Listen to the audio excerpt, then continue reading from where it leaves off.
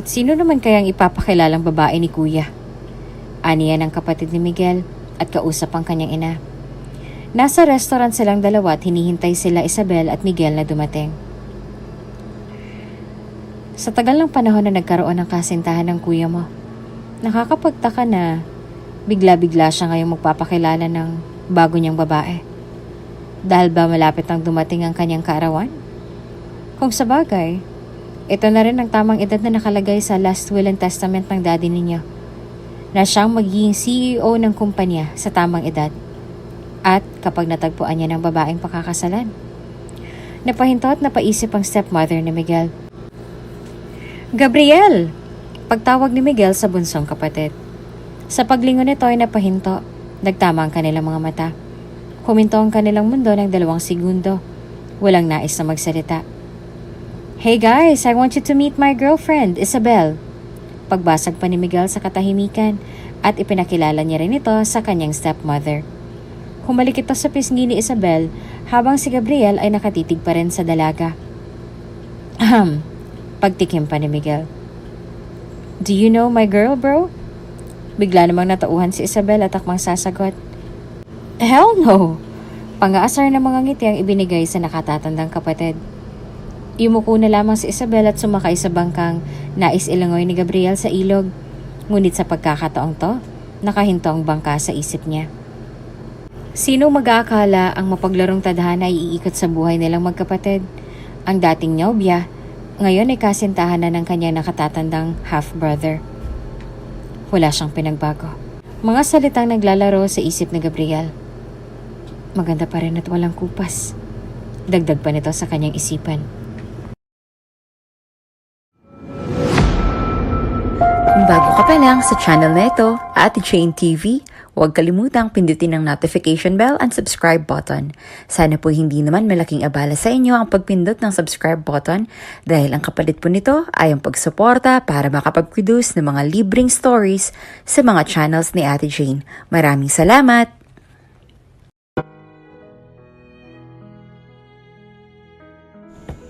Ikaw, ang pinakamagandang dalaga at nag-iisang babae sa aking paningin. Ikaw lamang sa puso ko at hindi na ako para tumingin pa sa iba, mahal. Bigkas si Gabriel sa kasintahan si Isabel habang hinahawakan na makinis itong pisngi at magkabaliktaran ng ulo na nakahiga sa lunti ang damo ng kanilang hardin at pinanonood ang maliwanag na kalangitan na nagmumula sa kapangyarihan ng bilog na buwan sa gitna ng mahimbing na gabi. Yan ba'y tunay, mahal? O ako lamang ang iyong binubola? Pagbibiro pa ni Isabel, sabay nagbigay ng pwersa upang maupo at nilalaro ang damo. Tulad ng kanyang ginawa, naupo din si Gabriel at tumabi sa kasintahan. Mukha ba kitang binubola? Sabay hawak sa mukha ng dalaga at akmang hahalik. Umiwas si Isabel. Mahal na mahal kita at alam kong alam mo yon. Kaya sana'y huwag mong sisirain ang tiwala ko, naiintindihan mo ba? Wika ng dalaga. Yumakap ng mahigpit ang binata at pinisil ang kanyang pisngi.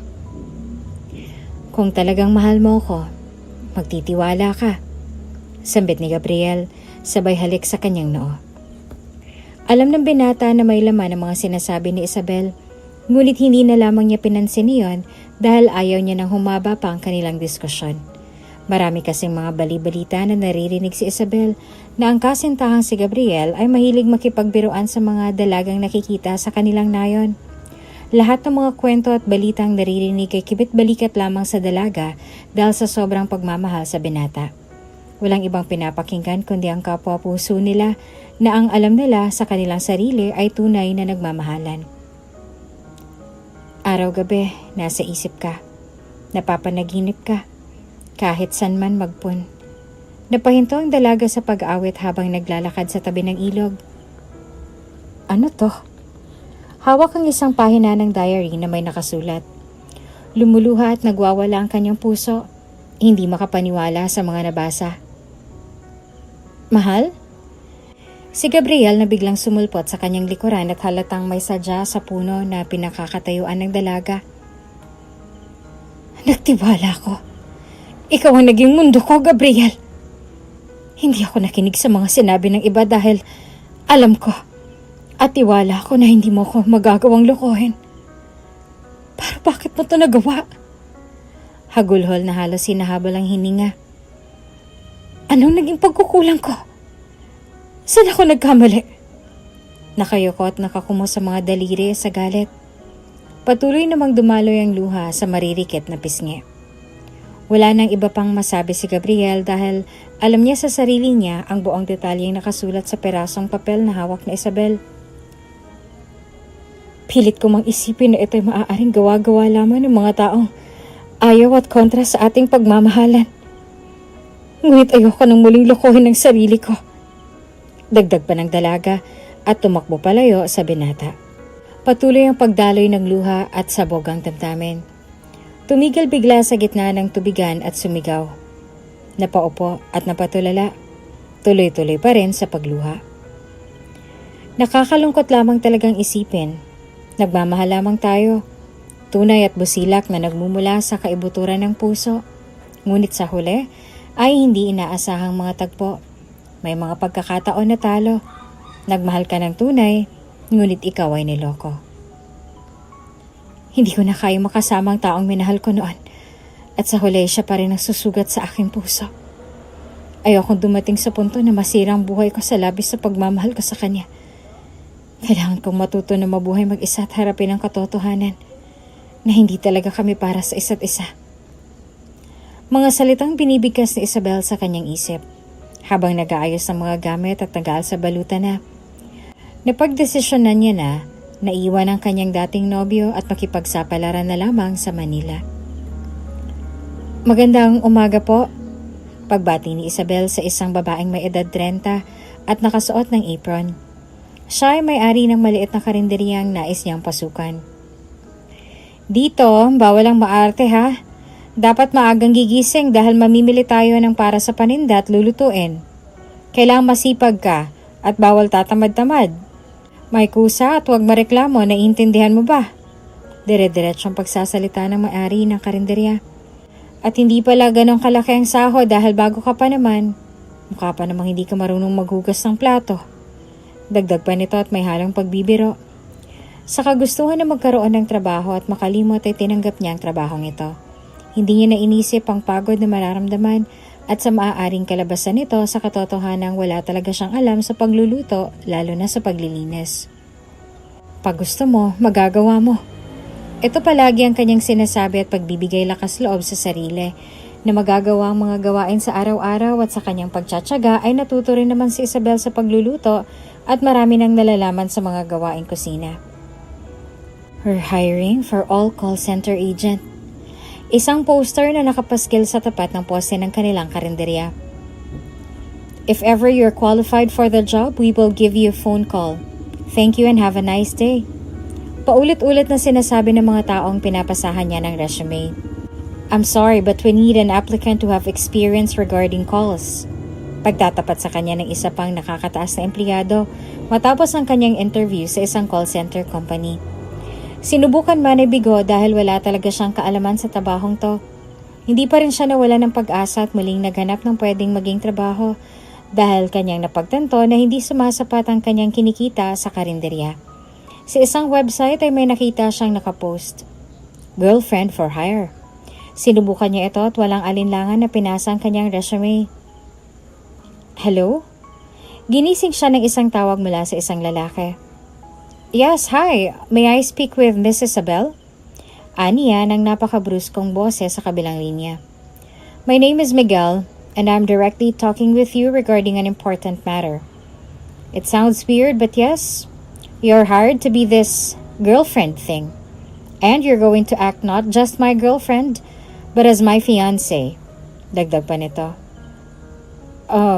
Magandang umaga rin sa'yo. Tugon ng dalaga. Ngunit maaari ko bang malaman ang dahilan kung bakit kailangan mo nang magpapanggap bilang kasintahan mo?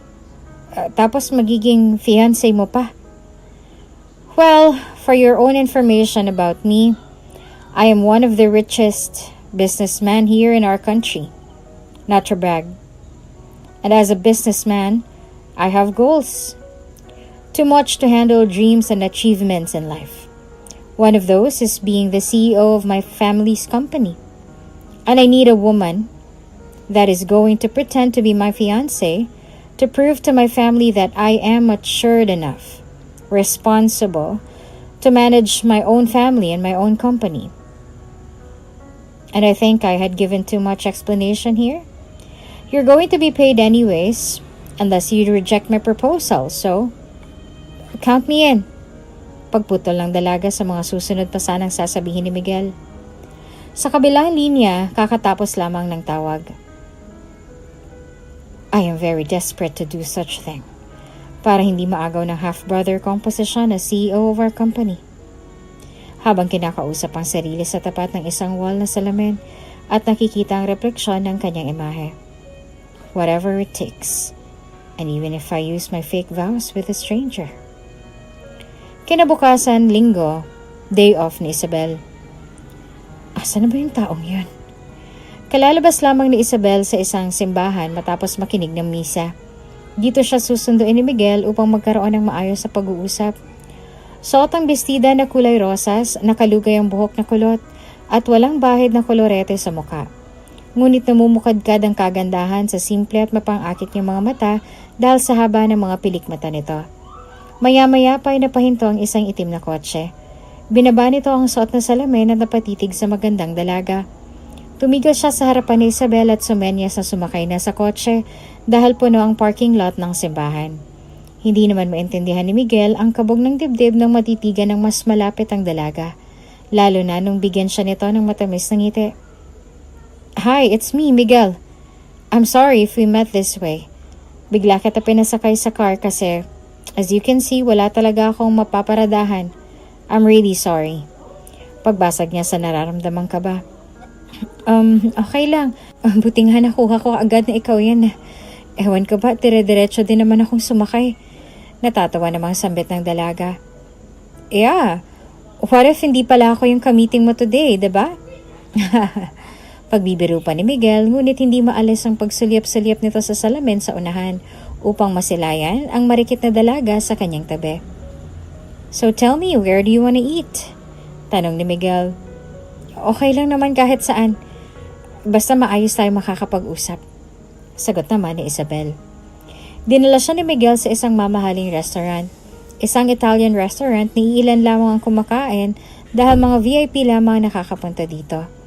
Namamangha naman si Isabel sa mga nakikita at nahihiyang kumilos dahil first time lamang niya na pumunta sa ganitong klase ng restaurant. Why? Don't you like it here? Napansin kasi ni Miguel ang mga kinikilos niya. Come and have a sit. Si Miguel na mismo ang naglatag sa kanyang upuan.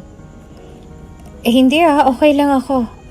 Kasi, first time ko sa ganitong klase ng kainan. Sa kainan din kasi ako nagtatrabaho pero hindi ganito. Maingay doon tapos malangaw. Pagpapaliwanag naman ni Isabel. Napangiti na lamang din si Miguel sa mga sinabi ni Isabel at nagsimula ng magtanong. Saan ka ba nagtatrabaho ngayon? Paano yung trabaho na inaalok ko sa'yo? Sa isang karinderya. Dito lang din, malapit sa simbahan kung saan mo ako sinundo. Maayos naman na tugon ng dalaga. Huwag kang mag-alala. Kapag naging maayos naman ang kasunduan natin ay magre-resign ako doon para makapag-focus sa trabahong inaalok mo. Mariin pa nito. Nalibang ang dalawa sa mahaba-haba nilang kwentuhan at tawanan na tila matagal na silang magkakalala. Hindi rin maipaliwanag ang nararamdaman ni Isabel, ngunit ang alam lamang niya ay masaya siya sa pakikipagkwentuhan kay Miguel. Ganon din ang nararamdaman ng binata. Nalimutan niya ang stress sa trabaho ng panandalian at pawang walang kalungkutan na nararamdaman sa mga ngiting nasisilayan mula sa mga labi nito. Masaya sila at palagay ang loob sa isa't isa. Matapos silang kumain ay nagpa siya na umuwi si Isabel. Inihatid siya ni Miguel dahil na rin sa pagpipilit nito. Pagdating sa bahay na tinutuluyan ay dali-daling pinagbuksan siya ng binata ng pinto bilang pagbawi sa hindi maganda at unang pagkikita na nangyari sa simbahan. Katabi ng bahay na tinutuluyan ni Isabel ay ang karinderya na kanyang pinagtatrabahuan. Itinuro niya ito sa binata. Diyan ako nagtatrabaho. Sarado na lamang kaya hindi mo masisilayan ng loob. Katulad ng kinuwento ko sa'yo kanina. Natatawa na naman na bigkas ng Isabel. Marami pa namang araw. Kahit hindi ka na dyan magtrabaho ay pwede naman natin yan puntahan para matikman ko naman ang mga luto niyo dito. Nakangiting sambit naman ni Miguel na may kislap ang mga mata dahil sa mga binigkas na salita at siguradong sigurado sa gagawing desisyon. Walang alinlangan at buong loob nito na ituloy ang plano na pagpapanggap. Mga ilang araw na lamang ay paninindigan na nila ang pagiging magnobyo at magnobya sa harap ng pamilya at hindi magtatagal ay magiging mag-asawa. Maisalba lamang ang kumpanya sa stepmother at sa half-brother niya. Matagal ng panahon simula nang pumanaw ang ina ni Miguel. Nag-iisa siyang anak sa tunay na pamilya. Ngunit dahil sa maagang paglisan ng dating asawa at pangungulila mula dito, ang ama niya ay muling nakakilala ng isang babae at muling nag-asawa. Nagbunga ito ng isang anak na lalaki. Hindi kalaunan ay pumanaw rin ang ama at naiwan ng halos 70% ng ari-arian nito kay Miguel at ang naiwang 30% ay pinaghatian ng mag-ina bilang pangalawa lang pamilya. Kasama sa pamanang ito ang pagiging CEO ng kanilang kumpanya na sa pagdaan ng panahon ay iningatan ni Miguel na makuha. Nakasaad kasi sa last will and testament ng kanyang ama na kinakailangan muna niyang makapag-asawa sa tamang edad at tamang panahon. Kailangang patunayan ni Miguel na handa na siyang magkapamilya at humawak ng responsibilidad. Sa ganong sitwasyon ay mapapalakad niya ng maayos ang kumpanya. Walang ibang naisip si Miguel na gawin kundi ang gumawa ng plano para dito. Ngunit sino mag-aakala na sa paraang ito, pinaramdam ng kanyang puso ang tunay na pakay ng kanyang damdamin. Bagamat magmumula sa kasinungalingan, ngunit ito ay para sa ikabubunga ng kabutihan at uusbong na magandang pamilya. White lies, sabi nga nila. Wala naman sigurong masama kung tatanggapin ko ang alok niya, di ba? Paghingi ng opinyon ni Isabel sa kanyang amo. Nakasundo niya ito sa matagal ng panahon na pagtatrabaho niya sa karinderya nito. Basta ba sigurado ka na safe ka dyan? Alamin mo naman muna sana kung nagsasabi ba ng totoo yung taong yun, di ba? Tugon naman ito. Mukha naman siya nagsasabi ng totoo. Tapos chinek ko pa yung profile niya sa internet, madam. Legit naman yung company na sinasabi niya. Kakatawag nga lang niya kaninang umaga at gusto niya akong tagpuin para makilala ang family niya. Pagpapaliwanag pa ng dalaga. Naku, sabihin mo lang kung kailangan mo ng backup, ha? Mamaya ikaw'y padalos-dalos sa taong yan, mamaya yan ay sindikato at kunin lamang ang iyong kidney. Pag-aalala naman ng kanyang amo. Natawa naman si Isabel sa sinabi nito at wala na lamang imik na bumalik na sa kanyang trabaho. Maya-maya pa ay lumapit muli ang kanyang amo at maiyak-iyak na nagtanong sa kanya. Kung sakaling ikaw ay pakasalan na ng lalaking yon, ikaw ba'y aalis na din sa amin? Malungkot ang boses. Nais magsalita ngunit waring alam niya na ang aking isasagot kaya walang ano-ano ay bumalik na ito sa kaha at di na siya muling lilingon. Naintindihan naman ni Isabel ang inaasal ng kanyang amo. Napamahal na rin ito sa kanya, kasama ang kanyang mga katrabaho. Ngunit sadyang ganon ang buhay, hindi lahat ay permanente. Sa malungkot na pagkakataong yon ay nagbalik lahat ng sakit na naramdaman niya ng mga panahon na kinailangan niyang lumayo at magtrabaho upang malibang at makalimutan ng pait na ngayon ay tila nararamdamang muli. Sariwang-sariwa pa sa isip at diwa ni Isabel ang mga pangyayari ng araw na yon. Hindi mo ba ako mahal? Tanong ni Gabriel sa pagbabalik tanaw ni Isabel sa pinakamasakit na araw ng kanyang buhay. Isang linggong nakalipas ng mga araw matapos mapag-alaman ni Isabel ang panloloko ng nobyo, ay sinubukan naman ito na suyuin siya. Ngunit buo na ang desisyon ni Isabel at tuluyan ang sinarado ang puso. Napansin na lamang niya na pumapatak ang kanyang luha habang naiisip ang mga huling sandaling yon sa piling ng dating nobyo na minahal niya ng sobra noon at ngayon ay labis na kinasusuklaman. Mukhang malalim ang iyong iniisip. Isang malamig na boses mula sa kanyang likuran at inabutan siya nito ng panyo.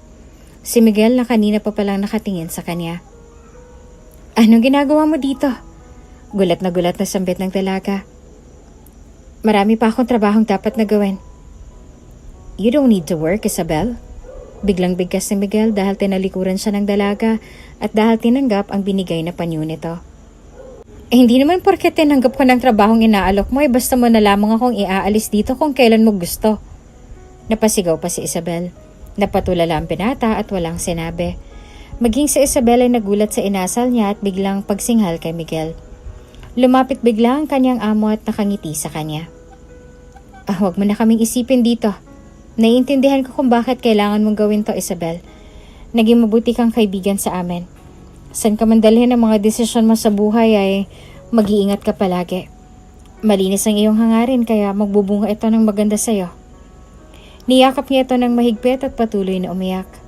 Marami rin siyang natutunan sa amo niya at mahirap din para sa kanya na umalis. Ngunit marami pa siyang nais na marating at maabot sa buhay. Kailangan niyang gawing posible ang mga bagay na imposible. Sorry, ani ni Isabel. Katabi si Miguel sa isang mesa sa sulok ng kanilang karinderya. It's okay. I do feel you. Mahinahon namang sagot ni Miguel. Napaisip si Isabel sa kung paano at anong dahilan ang meron kung bakit nasasabi ni Miguel na nararamdaman siya nito. Mahirap itago ang tunay na nararamdaman, lalo na't may pinagdadaanan. Or minsan ay may nakaraan na mapait. Dagdag pa ni Miguel. Ikaw ba? Bakit mo ginagawa to? Balik pa sa kanya ni Isabel. I already told you before, right? Matipid pa rin ang mga sagutan nito ngunit alam na alam ni Isabel na may kinikimkim ang binata. Take this. Sabay abot ng isang malaking paper bag sa dalaga. Laman nito ay isang magarang bestida. I want you to wear this dress for tomorrow night. Ano? Seryoso ka ba? Agad-agad ba, Miguel? Pataas naman ang boses ni Isabel. Bakit? Kasama yun sa plano, hindi ba?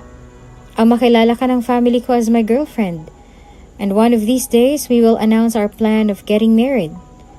We're getting there, Isabel. Please don't act like you wanna back out. May pag-aalala pa sa boses ni Miguel. Pasensya ka na ulit. Nabibigla lang talaga ako sa mga nangyayari. At tama ka. Magulong isip ko ngayon dahil may isang alaala ako na ayoko nang balikan pero hindi ko naman maiwasan na isipin. Lalo na't nararamdaman ko na malapit lamang ito. Pagpapakumbaba naman ni Isabel.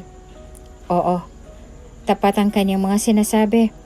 May ibang pakiramdam si Isabel na nasa paligid lamang ang dating nobyo. Nagpapasalamat na lamang siya sa Diyos at hindi na siya para gambalain pa ni Gabriel at ipilit pang kanilang nasirang relasyon. Lingid sa kanyang kaalaman, maaga nag-asikaso si Isabel para sa dinner nila ni Miguel at handa nang kilalanin ang pamilya nito. Nakataas ang kanyang buhok at suot ang dress na binili ni Miguel para sa kanya. Bakit parang kinakabahan ako na makilala ang pamilya ni Miguel? Sa isip-isip na banggit ni Isabel. Ano bang meron sa pamilya nila? Napaismid pa niyang sabi.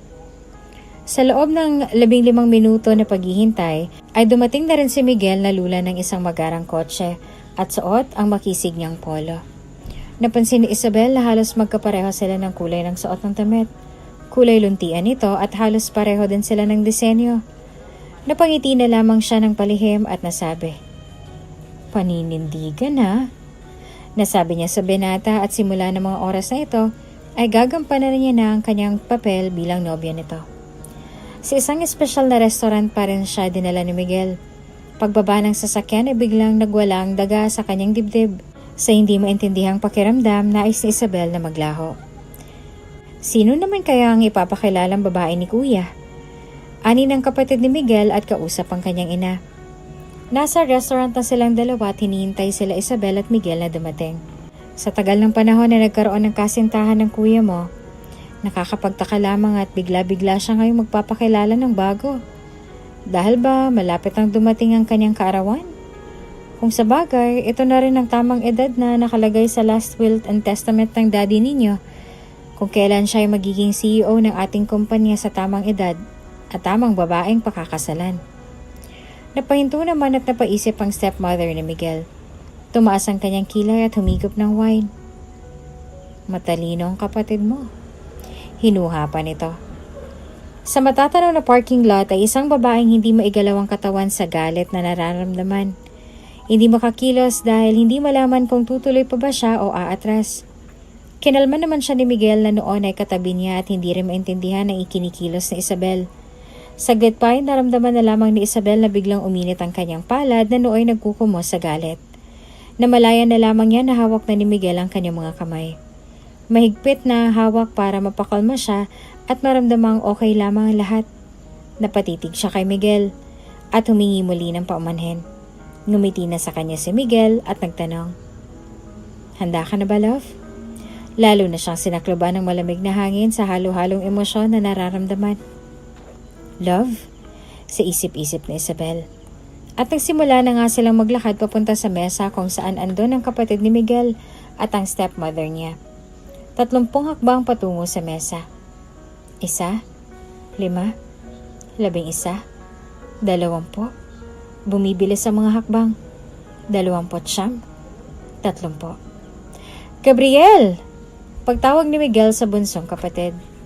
Sa paglingon nito ay napahinto. Nagtama ang kanilang mga mata. Huminto ang kanilang mundo ng 2 segundo. Walang nais na magsalita. "Hey guys, I want you to meet my girlfriend, Isabel." Pagbasag pa ni Miguel sa katahimikan at ipinakilala niya rin ito sa kanyang stepmother. Humalik ito sa pisngi ni Isabel, habang si Gabriel naman ay nakatitig pa rin sa dalaga. "Ahem," pagtikim ni Miguel. "Do you know my girl, bro?" Bigla namang natauhan si Isabel at akmang sasagot. Hell no!" Pangaasar naman ng ngiti ang ibinigay sa nakatatandang kapatid. Yumuko na lamang si Isabel at sumakay sa bangkang nais ilangoy ni Gabriel sa ilog. Ngunit sa pagkakataong ito, nakahinto ang bangka sa isip niya. "Shall we eat?" Pagpapalit ng pahina ni Miguel. At habang kumakain, "Is it okay if you share with us? Paano kayo nagkakilala, iho?"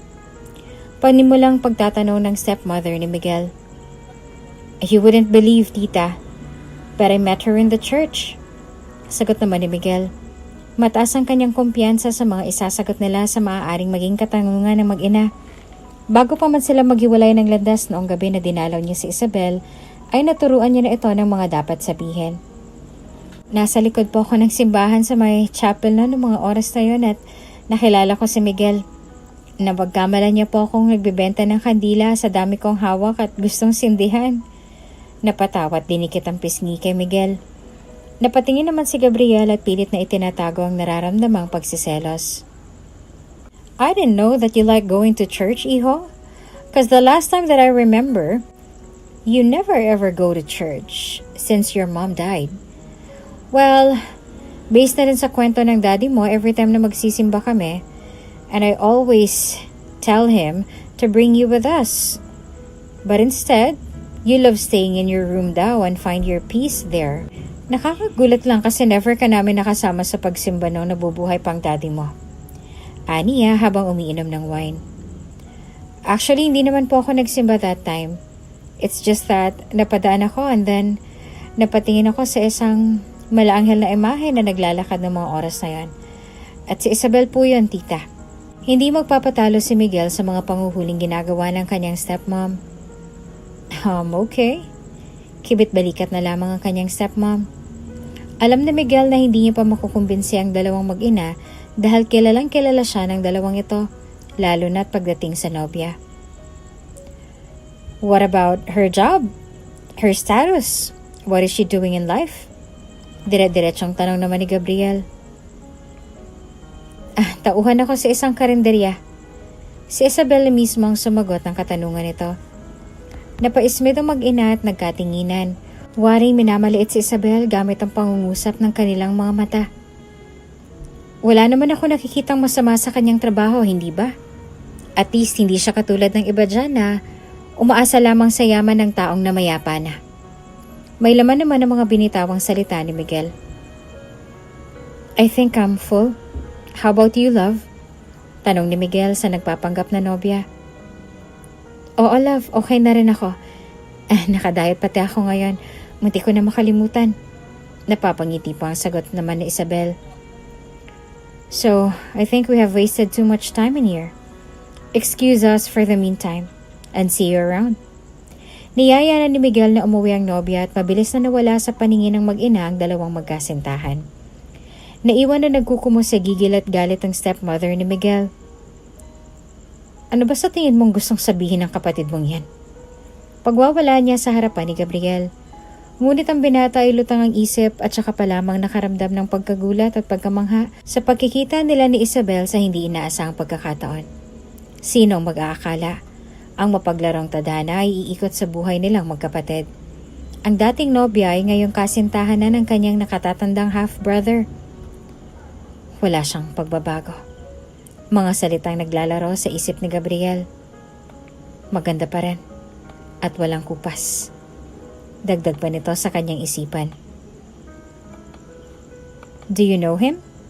Tanong ni Miguel kay Isabel habang nasa loob ng sasakyan at ihahatid ito pa uwi. Paano naman mangyayari yon? Kanina ko nga lang nakilalang family mo. At bakit mo naman na itanong yan? Kalmadong pagsisinungaling pa ni Isabel. Wala naman. Para kasing kakaibang mga kinikilos ninyong dalawa kanina. O baka nagkakamali lang ako. Ngumiti si Miguel at nagpatay-mali siya na lamang. Lumingon na lamang sa bintana si Isabel. Nang maihatid na ni Miguel si Isabel sa kanyang tinutuluyan, ay hindi na ito tumigil pa sa kaiisip kung paanong nangyaring kapatid ni Gabriel si Miguel. Kung bakit ang taong iniiwasan niya ng mahabang panahon ay kapatid ng taong palagi niya nang makakasama ngayon. Mas liliit ang mundo nila. Akala ni Isabel ay katahimikan ang pakikipagkasundo kay Miguel. Ngunit mas nilapit pa siya nito sa mas magulong damdamin at walang kapayapaang kalooban. Nilubog ni Isabel ang mukha sa kanyang malambot na unan at sumigaw.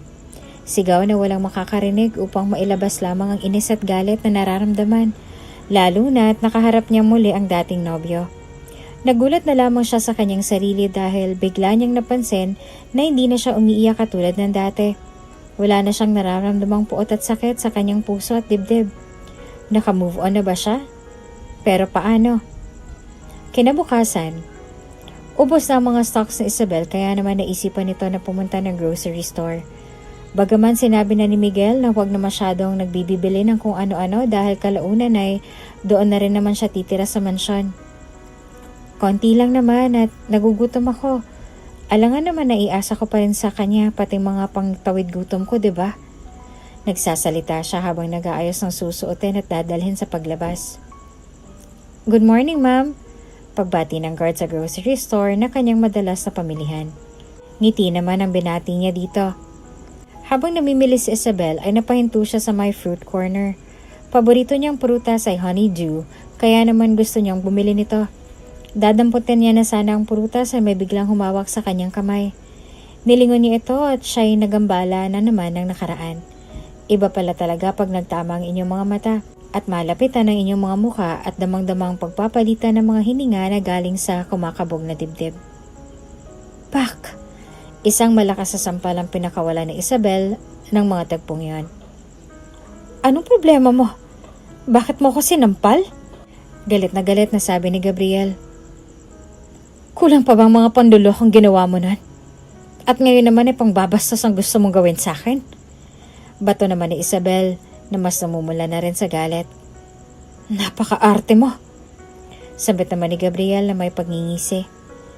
Dapat nga magpasalamat ka sa akin kasi hindi ko sinabi kay kuya na dati tayo magkasintahan. Napadikit lang sa'yo, binabastos ka na kaagad. Kala mo naman hindi na kita nadikitan dati. Wala akong dapat ipagpasalamat sa'yo, Gabriel. Una sa lahat, hindi ko hiniling sa'yo na magsinungaling ka. Sa bagay, dyan ka naman magaling ang magsinungaling at paikutin ang tao sa palad mo. Malay ko ba kung anong tumatakbo sa utak mo at ginawa mo yon? At para ano? Para i-blackmail mo ako. Bastos-bastosin mo ako. Akala mo ba makukuha mo ang gusto mo sa akin? Nagpapatawa ka, Gabriel. Kahit ngayon mismo sa harap ng kapatid mo, sabihin natin sa harap niya na mag-ex tayo. Sasamahan pa kita. Tiningnan lamang siya ng mapang-asar ng ngiti ni Gabriel at mabilis na umalis. Bigla siyang nanghinat na paiyak at napakagulhol. Masakit pa rin pala. Sobra. Parang ayoko nang ituloy, Miguel. Kausap ang binata sa isang restaurant at kumakain. Bakit? Anong problema? May kulang ba sa sweldo mo? Meron pa ba akong dapat na idagdag? Tell me. Napapaaligagang tanong ni Miguel. Wala naman, Miguel. Natatakot na ako sa maaaring kahinatnan ng pagkukunwari natin. Paano kung malaman ito ng pamilya mo? Anong sasabihin nila sa akin? Nakakuya mo mga kamay habang nakalapat sa mga hita. Wala makakaalam kung hindi ikaw ang magsasabi, tama? At besides, hindi naman na nila dapat pakialaman ang buhay ko. And I don't give a damn asking for their opinion. It's my dad's will. Ayoko masayang pinaghirapan niya kung mapupunta lang sa mag-inang yan. Nabiglang mga salita ni Miguel. Kaya pala kinailangan nating magkunwari. Nasagot mo na rin ang katanungan ko. Pero hindi ba pamilya mo naman sila? Sabi naman ni Isabel. Correction, they are the second family. Pagputol pa ni Miguel sa sasabihin pa sana ni Isabel. Malinaw na kay Isabel ang malalim na dahilan kung bakit nila kailangang magpanggap. At nakikita niya rin itong pagkakataon upang makaganti kay Gabriel. Maipaparamdam dito ang sakit at pait na ipinaramdam sa kanya noon. Maipakita dito na kaya niya magmahal muli. Kahit sa pagkakataong ito ay kailangan niyang magkunwari. The engagement of the year. Nabasa ni Gabriel sa isang cover ng magazine. Nagmamadali ba sila? Kala mo naman mauubusan ng lalaki ang babaeng yun. Is he being serious about getting married? I don't even know her. How about her background? Hindi din pagsang-ayon ng ina ni Gabriel. Sila ang sagabal ngayon sa dalawang magkasintahan. Hindi sila papayag na matuloy ang engagement party upang walang matuloy na kasalan. Lalong hindi sila pabor na maging ganap na CEO si Miguel. May mga namumuong masamang plano ang mga ito upang mapigilan ang pagpapakasal ng dalawa. Sa kabilang banda naman ay busy na ang dalawa sa pag-aasikaso ng kanilang nararating sa engagement party. That suits you, Iha. Aniya ng isang sikat na designer na tatahe ng kanilang susuotin para sa engagement party. Ito rin ang magtatahe ng mga gagamitin nila para sa kasal. Mula sa fitting room ay lumabas ang isang diwata. Kumikislap ito sa sobrang ganda at napapalibutan ng mga paru-paro. Itong nakikita ni Miguel habang tinitingnan si Isabel na suot ang magarbong dress na susuotin ito sa party. You look amazing, love. Kailangan na nilang panindigan ang pagtawag ng ganong klase ng endearment, lalo na sa harapan ng mga tao at pamilya ni Miguel. Napangiti naman si Isabel at may biglang naramdaman ng tinitigan pa siya ng fiancé. Hindi niya maintindihan ang nararamdaman at emosyon habang tinitingnan siya ng binata. Parang may kakaiba. Parang may gustong sabihin ng mga mata nito. Nangungusap, nagpapahiwatig. How's everything in here? Nilapitan ng dalaga habang nakabreak sila sa prenup shoot after magsukat ng mga susuotin. Uy! Biglang tumalo naman ang puso ni Isabel sa biglang paglapit ni Miguel sa kanya. May dala itong juice para sa kanya. Hindi lamang gwapo si Miguel, sweet pa ito at gentleman. Kaya kahit sinong babae na ligawan nito ay siguradong hindi na siya para tanggihan pa. Ito ang mga naglalaro sa isip ni Isabel. Hey! Si Miguel pa rin dahil nakatitig na lamang si Isabel sa ibinigay niyang inumin dito. Is there any problem? Aha? Wala naman. Ang ganda-ganda nga dito eh. Ganito pala pag magpapakasala, no? Ang daming mga ginagawa. Kahit peke. Napapagod ka na ba? Hindi Tuwang-tuwa nga ako eh. Masaya pala to. Lalo na siguro sa mga taong tunay mong nararamdaman para sa isa't isa. Tumingin na naman sa kawalan ng dalaga. We could make it real if you want to. Pabulong naman na sabi ni Miguel. Ano? Did I say anything? Wala Pagtanggi naman ito. Sa katotohanan ay malinaw naman itong narinig ni Isabel. Nagkunwari na lamang siyang walang naintindihan dahil andun ang agam-agam sa isip niya na kapatid ito ng lalaking minahal niya ng sobra, ngunit sa huli sinaktan lamang siya. Ayaw niya na ulit masaktan sa pagkakataong ito at sarado pa rin ang kanyang puso. Ngunit ang nararamdaman ay pilit na pinipigilan. Naiilang na tuloy si Isabel sa tuwing tinititigan siya ni Miguel. Umayos ka nga. Sa isip-isip niya pa. Okay, Sir Miguel, come closer, sabi pa ng photographer. Hug her? Closer, sir? May I do this? Bulong niya kay Isabel habang niyayakap ng mahigpit. Bakit ba ako kinikilig? Gilala si Isabel habang yakap nilang isa't isa. Kumakabog ang dibdib at ito ay nararamdaman na ni Miguel. Are you nervous? Concern ito at nakangiti naman sa kanya. Natutunaw na si Isabel sa labis na nararamdaman. Okay, next scene, you have to kiss each other. Ha, kailangan ba yun? Si Isabel na nadala ng kanyang emosyon at tumalo na ang kanyang puso. Hindi niya makita kung saan na napunta. Napatigil naman ng mga tao sa kanyang naging reaksyon. I think it's normal naman na mag-kiss kayo as a couple, diba? Unless you've never been touched, sabi ng baklang nag-a-assist sa kanilang prenup shoot. Would you believe if I tell you so? Pagsalupa ni Miguel sa dalaga. OMG! Nagtititili at kinikilig ang mga tao sa paligid nila. So, Miss Isabel, is it okay with you? Anya pa nito. Oo naman. Sorry kasi hindi lang talaga ako sanay na showy. Alam niyo na yun. Wala na siyang masabi kung hindi ang matawa na lamang sa sarili. Bakit kailangan niya mag-react ng ganoon? Fiancé niya si Miguel at ang paghalik ay normal para sa magkasintahan. Halik. Nagulat na lamang si Isabel na naglapat na ang kanilang mga labi. Napakalambot ng mga labi ni Miguel at ramdam mong walang ibang nagmamay-ari nito. Sumasayaw ang puso ni Isabel sa saya. Oo, kakaibang saya na hindi niya maintindihan noong una. Oo, tama. Masaya siya at ayaw nang tumigil pa. Ayaw nang pakawalan. Ayaw niyang hintuan. Miss Isabel? Inaawat ang dalaga. Biglang tumigil si Isabel sa paghalik kay Miguel dahil tapos na pala ang scene nila, ngunit hindi pa rin siya humihinto sa paghalik sa binata. Tumutugon naman si Miguel dahil sa kakaiba ring nararamdaman. Kahit nung unang kita pa lamang niya kay Isabel. Napapatawan na lamang sila sa isa't isa. Hindi malaman kung kinikilig ba si Isabel o naiinis. Paulit-ulit sa isip niya ang ginawa niyang paghalik sa binata. Ano ka ba, Isabel? Trabaho lang, di ba? Kinakausap ang sarili sa salamin. Ano yung nararamdaman mo? Parang iba na yan Pagmamaktol pa nito sa sarili. May biglang kumatok sa kanyang pintuan. Isabel? Oh my God, si Miguel. Bulong niya sa sarili at hindi na naman magkamayaw kung ano ang gagawin. Inayos ang sarili at pinagbuksan ng pinto ang binata.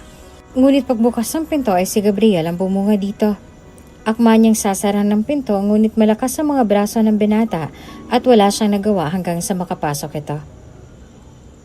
Ano ba talagang intensyon mo sa pamilya ko? Dire-diretsong hinawakan ni Gabriel ang kanyang mukha at pinisil ito na akala mo'y nanggigigil sa galit.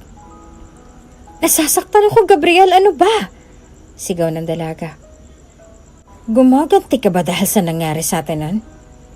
Ginamit ni Isabel ang tuhod upang makaalis sa pagkakahawak ni Gabriel sa kanyang mukha.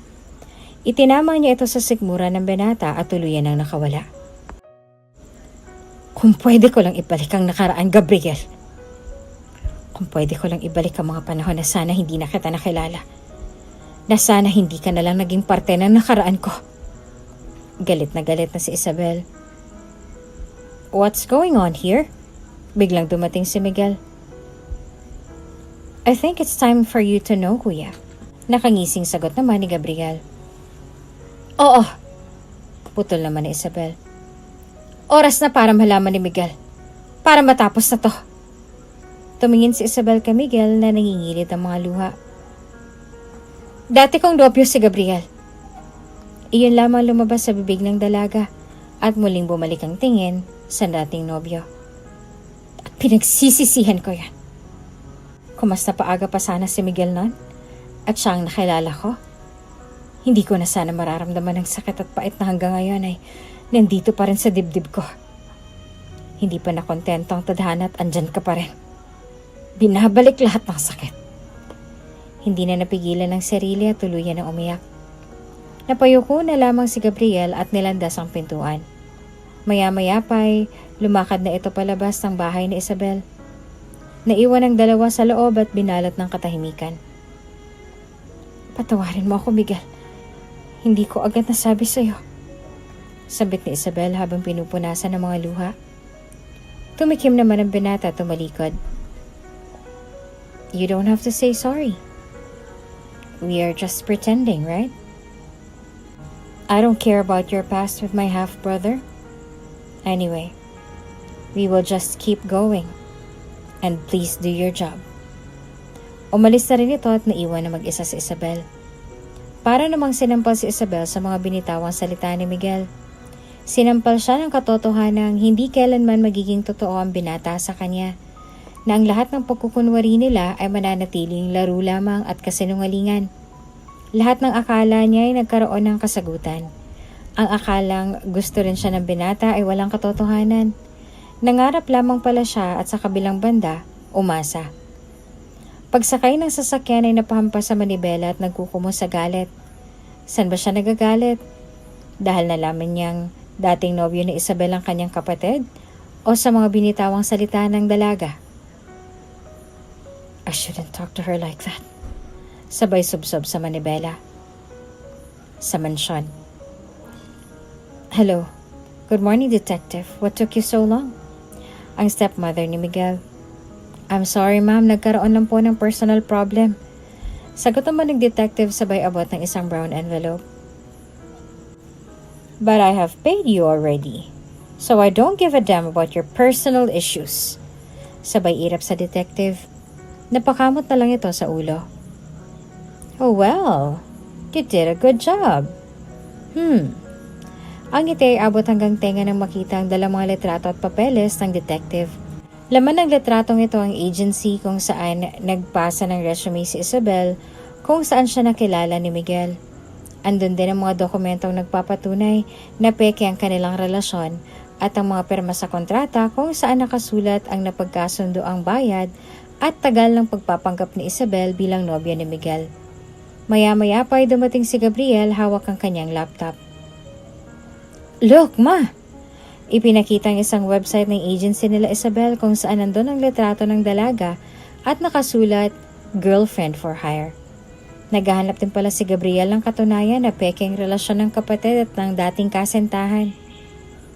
I knew it. Iniabot ang mga litrato at papeles sa anak.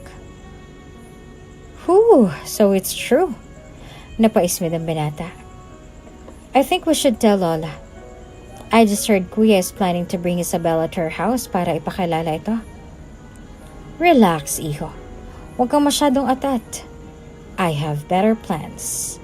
Sabay ngiting may masama na namang binabalak. Biglang huminto ang sasakyan ni Miguel sa harap ng bahay ni Isabel upang sunduin ito. Tama ang sinabi ni Gabriel. Ipapakilala nito ang nobya sa kanilang lola. Tahimik lamang si Isabel sa loob ng sasakyan habang nagmamaneho si Miguel. Gabi bago ang araw na pagpunta nila sa lola ni Miguel, ay kinondisyon niya na ang kanyang sarili na trabaho lamang at wala nang iba pa. Sinarado niya ng muli ang kanyang puso upang huwag nang umasa sa nararamdaman niya para kay Miguel. Oo, inaamin ni Isabel sa sarili niya na napamahal na sa kanyang binata. Ngunit mabuti nang itapon na lamang ang kanyang nararamdaman dahil sa mga salitang binitawan nito kamakailan lamang. Hey, are you okay? Tanong ng binata na akala mo'y walang nangyari nung nakaraang araw. Ngumiti lamang si Isabel. Ngiti na nasa likod nito ay kalungkutan. Hello, Lola? Sabay yakap sa lola niyang edad 75. Oh, kamusta apo ko? Masayang bungad naman na matanda. Are you Isabel? Opo. Hindi malaman ang sasabihin. Call me Lola. Cause sooner, you will be my grandson's wife, so come here. Lumapit naman ang dalaga at humalik sa matanda na nakaupo na sa wheelchair.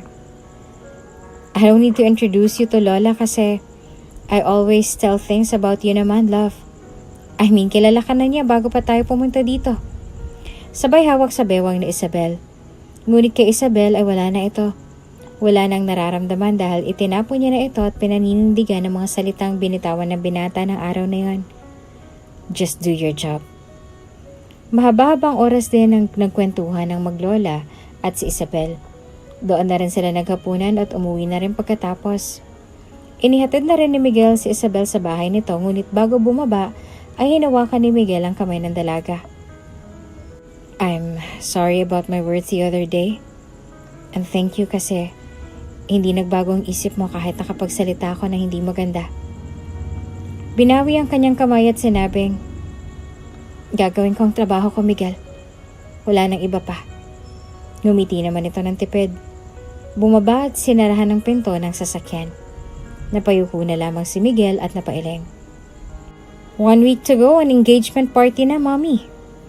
Saad ni Gabriel habang kumakain ng mansanas. Ano bang plano mo? Just be prepared. Huh? You think I'm going? Of course not. Sutil na sagot ng binata. And why not? To see my ex on her engagement party with another man? And worst, with my brother? The heck? What the... Isabel was your ex? Gulat na sabi ng ina nito. I know Isabel is pretty, but I didn't know na cheap na babae palang type mo. Asar na tawa pa niya. She's not what you think, Mommy. Pagtatanggol naman ni Gabriel. I really do like Isabel. Kasi nasa kanya naman talaga ang lahat ng qualities na hinahanap ng isang lalaki. Nagsisisi nga ako na niloko ko siya. Pinaglalaroan ng maliit na kutsilyo na ginagamit sa kinakain na mansanas. Are you being serious? Parang nadidiri pang tanong ng ina nito. Ngunit tumayo na si Gabriel at inirapan lamang ang ina. Hey, Gabby, I'm still talking to you. Bumalik ka dito. Parang wala nang narinig si Gabriel. May nararamdaman pa rin pala ito para sa dalaga. Hindi lamang niya maamin dahil si Gabriel ay isang klase ng lalaki na mataas ang ego at ayaw ipakita ang tunay na nararamdaman. Alam din naman niya na wala siyang pag-asa para kay Isabel at lalong-lalo na ang pag-asa pa na maayos ang dating sila. Dumating na ang araw ng engagement party. Wala pa si Isabel at abala naman si Miguel sa pakikipag-usap sa mga bisita. Naroon na rin ang kanyang lola. Nagtataka naman ang stepmother niya na maagang dumating. Nagtataka dahil wala pa si Gabriel. Pumunta siya sa isang tahimik na kwarto at nag-FaceTime sa anak. Yes, Mom? Kagising lamang ni Gabriel dahil uminom siya bagong engagement party. And where the hell are you? Pabulong lamang ang salita ng ina. I'm not going, Mom. Gabby? No. Listen to me, okay? Inaalo ang anak na nakasubsob sa unan. You have to be here.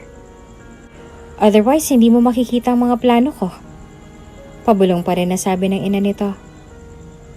Then tell me, what is that plan? Tumuhay na si Gabriel. Ngumiti lamang ang ina nito at pinatay na ang tawag. Maya-maya pa'y dumating na si Gabriel sa venue. Sinalubong naman siya ni Miguel at kinamayan. Lumapit din ang ina nito at humalik dito sabay bumulong. I know you will like this plan. Sabay ngisi. Napakadaming press at tao ng gabing yon. Nagtungo si Miguel sa banyo at kinuha ang isang maliit na box. I think this is the right time. Kinakausap ang sarili sa salamin. Paglabas niya ay sinenyasan na siya ng assistant niya.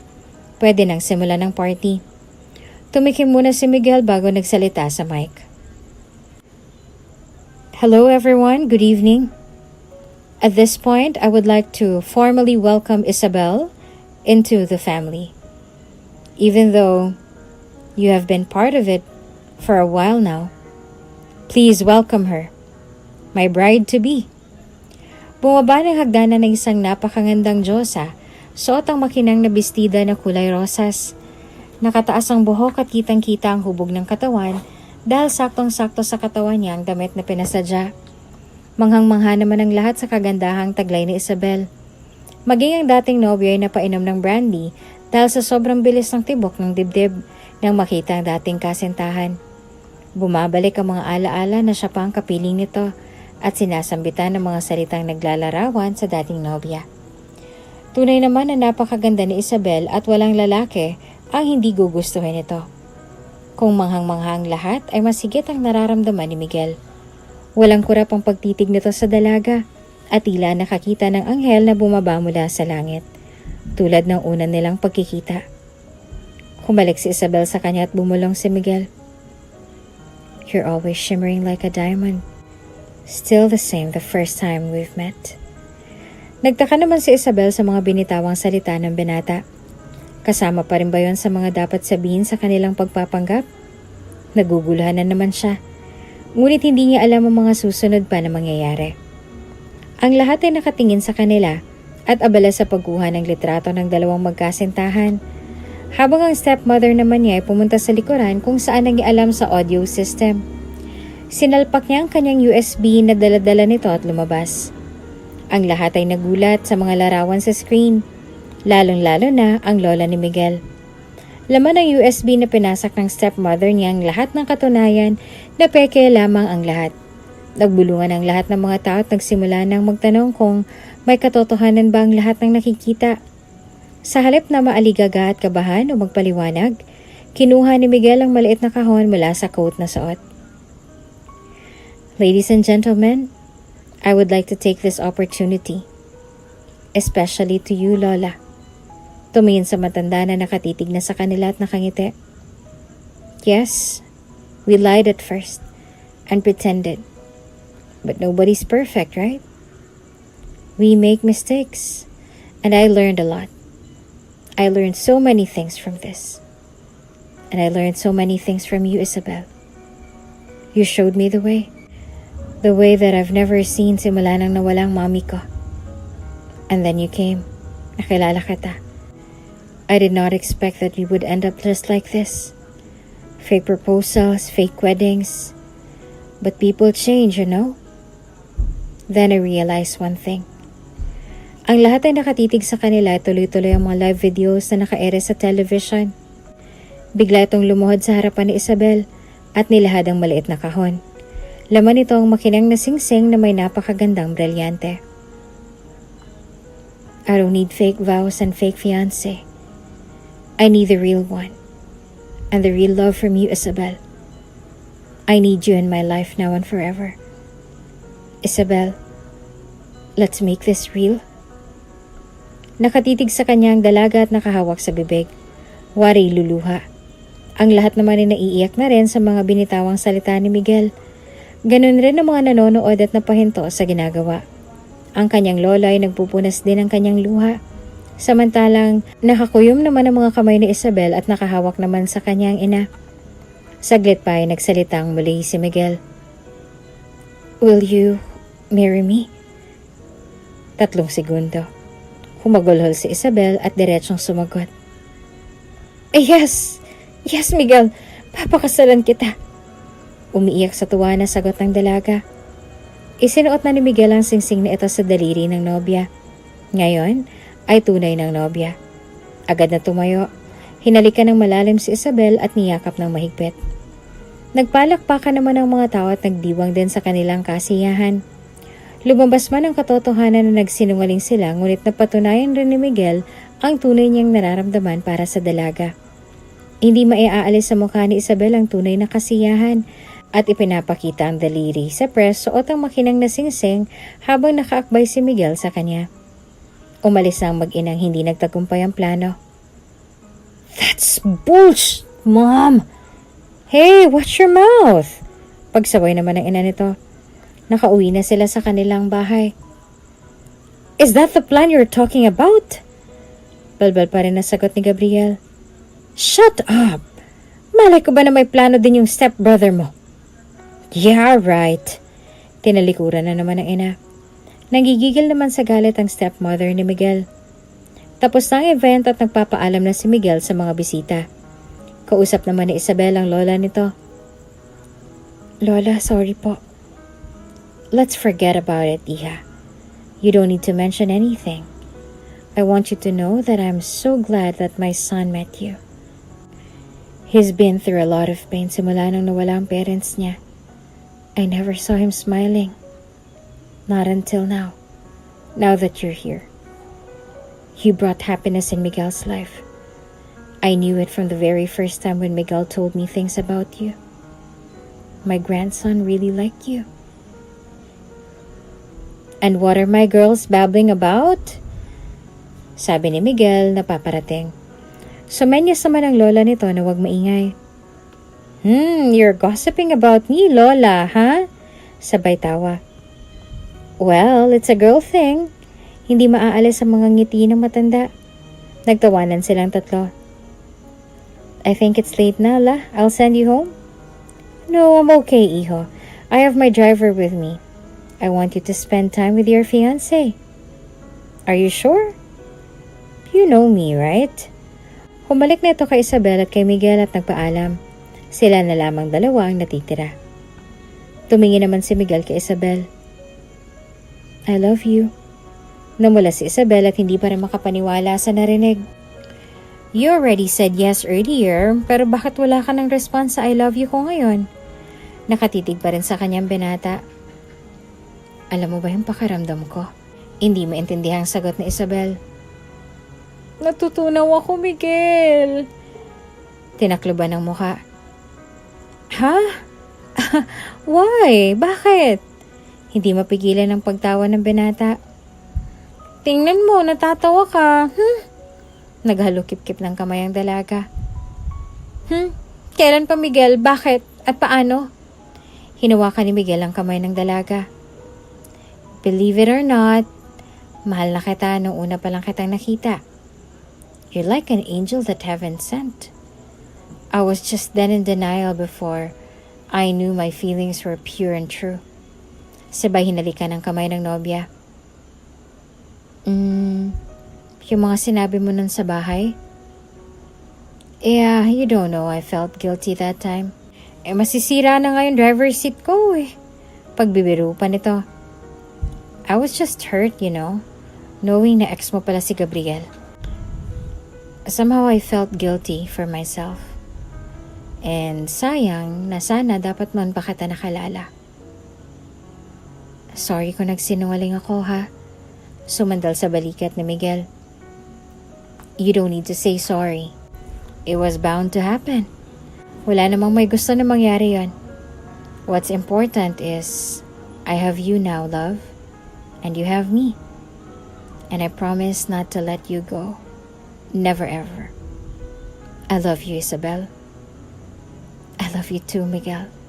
Sabay halik sa nobyo. Who the hell is going to move here? Tanong ng stepmother ni Miguel at nakatingin sa mga naghahakot ng gamit papasok ng mansyon. Sino pa? Sagot naman ng anak niya. Bigla namang lumapit si Miguel. I just want to inform you guys that my fiancé is going to move here. Parang wala namang narinig si Gabriel at umalis. I don't think you need our approval at all. Tumalikod ng stepmother niya. Napailing na lamang si Miguel sa inasal ng mag-ina. Hindi naging madali ang pagtira ni Isabel sa mansyon. Halos araw-araw ay nakakasalubong niyang mag-ina ay para siyang hinuhusgahan ng mga mata nito, lalo na sa mga mata ng dating nobyo. Pero dahil engaged na naman sila ni Miguel at mahal niya ang fiancé, ay nagtitiis na lamang siya at mas pinili ang manahimik at hindi na ipaalam dito. We have to do something. Nasa restaurant silang mag-ina. Ay na naman kayo. Pangaasar pa ni Gabriel sa ina. Diba ex mo yung babaeng yon? So, let's be friends with her. As if. Asar pa rin sa ina. We need to make a plan, right? At para magawa natin sa kanya yung mga planong yon, dapat makuha natin ang tiwala niya. Bahala ka sa gusto mong gawin. Ayoko nang lumapit dun. Tell me honestly, Gabby. Are you still in love with that social climber? And so? Diretsong sagot nito. That's it. Why? Nagtataka naman si Gabriel. Then win her back. Are you kidding me? Natatawang sabi ng binata. How can I do that? She's so in love with my brother now. And I can't see that. I can't even feel. Paano ko gagawin yun? I told you, right? Kailangan natin ipakita sa kanila na okay na tayo. Makikipag-close na ulit tayo sa babaeng yun. At habang nakikipag-close tayo sa kanila, saka natin gagawin yung mga plano ko. Nakangisi habang nagsasalita ang ina ni Gabriel. Napatingin na lamang sa kanya ang anak at napailing. Bakit hindi sila sumabay ng lunch sa atin, love? Nagtatanong si Isabel sa nobyo habang kumakain sa mansyon. I don't know. And I don't mind them, love. Malaki na sila at alam na nilang dapat nilang gawin. Pagbibiro pa ng nobyo. Wow, good timing for lunch. Biglang sumulpot ang stepmother niya. I brought some cake for dessert. Your favorite tiramisu, kuya. Saad ni Gabriel. Oh, thank you, brother. Come on, let's eat. Formal naman na sagot ni Miguel. What happened? Biglang nagtakang binata dahil na iba ang ihip ng hangin. Bakit biglang nagbago ang treatment na mag-iuna sa kanila? Well, I just realized na wala rin naman kami magagawa sa gusto mong gawin at planong pakasalan si Isabel. I'm sorry, Iha, but I admit, I really didn't like you for my stepson, Miguel. I knew also about your past with my son, Gabriel. And you can't blame me. Please, enough, tita. It's too much.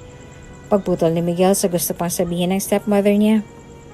Yeah, I don't need to mention about that. I'm sorry. What's important now is us. We as a family. I love your father. That's why I love you too, anak. Kayo ng kapatid mo. At ngayon na andito na si Isabel and magiging partner rin siya ng family, I think I need to love her also. The way that I love you and your brother Gabriel. And soon I will have grandbabies with you guys. Nagbibiro pa ito sa dulo. I don't want to waste my time. I want to treasure every moment with this family. Life's too short, you know. Maiyak-iyak pang sabi ng stepmother ni Miguel. I'm sorry, Iha, if I treat you, bad before. But I'll make it up to you. Hinawakan pang kami ng dalaga na katabi niya sa upuan. Okay na po yan, tita. Kalimutan na lang po natin at magsimula na lang po tayo na para bang walang nangyari. Positibo at nakangiting sagot naman ni Isabel. I am sorry din, Isabel. Tama ka. Kalimutan na natin ang nakaraan and move on. I hope we can still be friends. Besides, you're my sister-in-law now. No more awkward feelings and avoiding each other. Just be you and be comfortable. Hope you can forgive me. Pinatawad na kita, Gabriel. Simula na makilala kong kapatid mo. Hinawakan naman ni Miguel ang kamay niya at kitang-kita iyon ni Gabriel. Pero hindi ipinapahalata ng binata ang nararamdamang selos. Sa halip ay gumiti siya at pinakitang masayang-masaya siya para sa magkasintahan. Wala siya lang kamalay-malay sa masamang balak at plano ng mag-ina. Paniwalang-paniwala sila sa pinapakitang kabaitan ng dalawa. Ngunit sa likod ng mga ngiti ay nakataas ang kilay at gigil na sa patibong na hinanda ng stepmother ni Miguel. I have a meeting out of town, love. Saad ni Miguel habang nakayapos sa nobya at nakahiga na para matulog. Kailan naman, love? Bigla namang nalungkot ang boses at tumarap sa nobyo. On Sunday? I'm not sure if I can make it back by Monday. As soon as matapos agad yung meeting, I'll book a ticket and go back here. Humalik naman sa noo si Isabel sa bayakap. It's okay, love. Andito naman sila, tita. Huwag mong pilitin kung mapapagod ka, okay? Malumanay naman na sagot ng nobya. But I don't think kakayanin kung hindi ka makita ng ganong katagal, love. Lambing naman ni Miguel. Matulog na lang tayo. Kinikilig naman ni Isabel na sinabi sa nobyo. Dumating na ang araw na linggo at inihatid na ni Isabel ang nobyo sa terminal. Mag-iingat ka, love. Yumakap ng mahigpit sa nobyo. Yes, I will. And I will call whenever I got free time, okay? Humalik at yumakap din siya kay Isabel. Please eat on time, okay? Make sure you're not skipping meals. Dagdag pa nito. Yes, boss. Biro pa ng dalaga.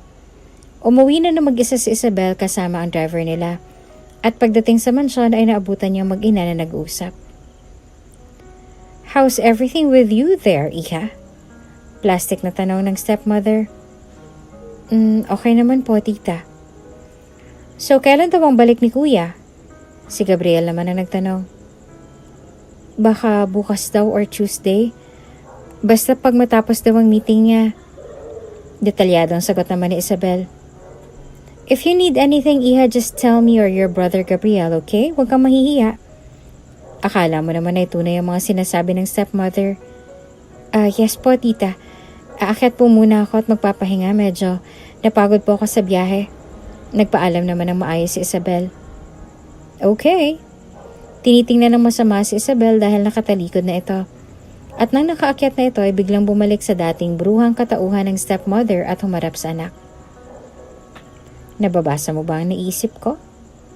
Nakatingin kay Gabriel at namumuo ang mga balak. Maya-maya pa ay tumayo ang binata at wari pupunta sa taas upang gumawa na ng kalokohan. Hey, not now! Biglang hinilang kamay ng anak at pinaupo. Are you crazy? We can't do it now, anak. Relax ka lang dyan, okay?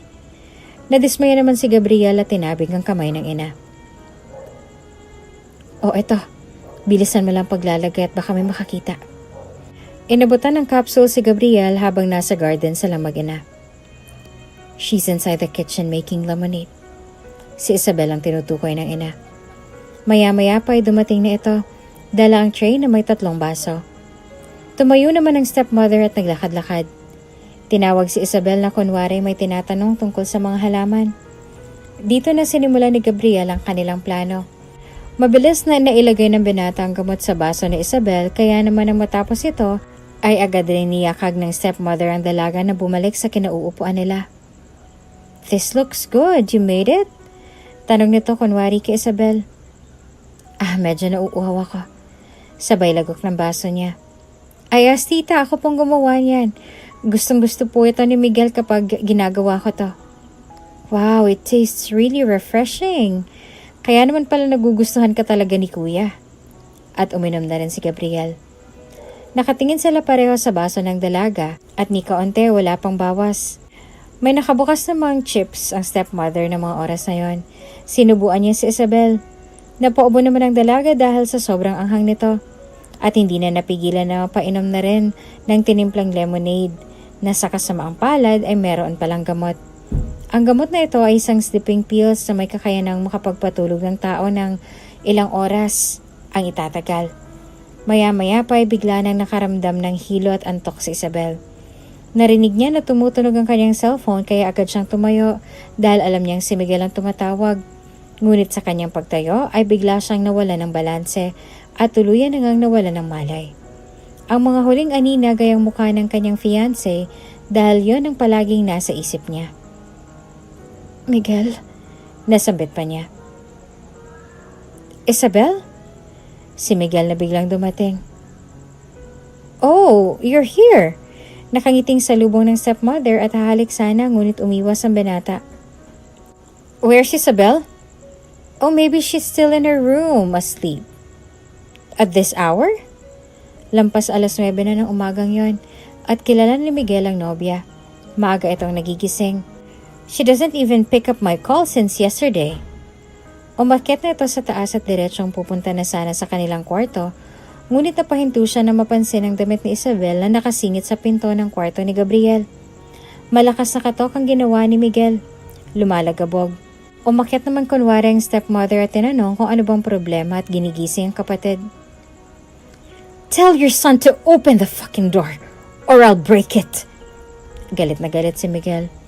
Kumuha agad ang stepmother ng susi para buksan ang pinto. Pagbukas ng pinto ay bumungad ang hubad na katawan ni Isabel at Gabriel na tanging kumot lamang ang nakataklob. Masarap ang tulog ng dalawa at mahimbing na nakayakap si Isabel kay Gabriel. Oh my God! Sabi pa ng stepmother niya na akala mo ay tunay na walang alam sa nangyayari. Hindi tulad ng ibang nobyo na mag-ieskandalo sa nakita, ay nanatiling kalmado si Miguel kahit nakakuyom ang mga kamay sa galit. Mahinahon na lumabas ng kwarto at dumiretso sa minibar nila. Hinabol siya ng stepmother niya. Why don't you wake them up? Ako na lang ang gigising sa kanila at kakausapin natin. I know may reason si Gabriel dito. Kakausapin ko siya. At akmang babalik sa kwarto ni Gabriel. You don't need to do that. Awat naman sa kanya ni Miguel. Let them be. Uminom ito ng brandy at bumaba. Kinuha ang dalang damit at susi sabay lumabas. Where are you going? Habol naman ang plastic niyang stepmother. Diretsong sumakay ng sasakyan si Miguel na waring walang naririnig. Pinaandar ang sasakyan at tuluyan ang naglaho. Wake up, iha! Ginigising ng stepmother si Isabel. Maya-maya pa ay nagising ito at napabalikwa sa kanyang katawan na wala ng saplot. Ginising na rin si Gabriel ng mga oras na yon at nakaupo sa gilid ng kama. Nakayuko. Saka pa lang napansin ni Isabel na nasa kwarto siya ng dating nobyo. Napatayo siya at nagwala. "Bakit nandito ako?" Nagsisigaw siya. "Calm down, Iha." Napakagaling na pagkukunwari pa rin ng stepmother. Binigyan siya ng isang basong tubig. Ngunit tinabig lang ito ni Isabel. "Kayong dalawa, plinano niyo to. Natatandaan ko na hilo ako kahapon. At pagkatapos itong bubungad sa akin, pinagsamantalahan mo ako, hayop ka." Sinugod si Gabriel at pinagsasampal. Umawat naman ang ina. "Hey, Isabel, why are you thinking like that? Oo, bigla ka nawala ng malay yesterday. Pero dinala ka namin sa room mo. That's why I'm so shocked na nandito ka na sa room ng anak ko." "Ikaw, Gabriel, anong ginagawa mo? I thought you're okay now. Ano na lang ang sasabihin ng kuya mo?" Baling naman sa binata. "And why are you asking me?" Nagulat na nga lang ako kagabi kay Isabel kasi bigla siyang pumasok ng kwarto ko. Pagpapaliwanag ng binata na punong-puno ng kasinungalingan. "Sinungaling ka!" Galit na galit si Isabel. Akmang susugod ulit kay Gabriel ngunit inawat na muli ng stepmother. Pumiglas si Isabel at lumabas na ng kwarto. Pumunta ng kanilang kwarto at hinanap kaagad ang kanyang telepono. Nakita niya ang halos 100 missed call ng nobyo niya simula kahapon hanggang kaninang umaga. Tinawagan niya ito. Nag-ring lamang ang telepono ni Miguel ngunit hindi na ito sinasagot. Binuksan niya ang mga mensahe nito. "Love, I'm on my way." Ang huling chat ni Miguel. Nagbihis naman ng mabilis si Isabel at tumakbo pababa. Hinanap si Miguel at nagbabaka sakaling naroon pa sa mansyon ng nobyo. Ngunit nakita niya ang isang bulaklak na nakapatong sa mesa. Alam niyang galing kay Miguel ito dahil iyon ang hilig niyang pitasin para ibigay sa kanya tuwing siya'y nagtatampo. Napahagulgol sa iyak ang kawawang Isabel. "Why don't you answer her calls? Pakinggan mong paliwanag niya, apo." Sa bahay ng lola niya si Miguel dumiretso. "I don't know what to say now, Lola. I'm afraid baka kung ano pang masabi ko sa kanyang masasakit na salita. Naduduwag ako." Nanginginig ang boses ng binata. "It's okay, iho. Face the reality. At least alam mo ang totoo." Tiningnan na lamang ni Miguel ang telepono at pinatay. At sa kabilang linya ay sinubukan na muling tawagan ni Isabel ang nobyo. "The number you have dialed is not in service. Please check the number and dial again." Operator nang sumagot. Umiyak na umiyak si Isabel. "Cheers!" Kampay ng stepmother sa kanyang anak. Nasa labas sila para ipagdiwang ang naging matagumpay nilang plano. "Paano naman ang pasok ko nito kay Isabel? She's really gone mad at me." Reklamo naman ni Gabriel. "Maghintay ka nga. Siyempre hindi ka muna papasok sa eksena. You have to wait for the table to turn." Ko-comfort mo si Isabel kapag nakikita mo nalulungkot siya. "Pero how about kuya? Sa tingin mo ba babalik pa yon?" "I don't think that would happen. After nang nakita niya." Sabay malakas na tawang binitawan ng stepmother. Sana nakita ko yung mukha niya.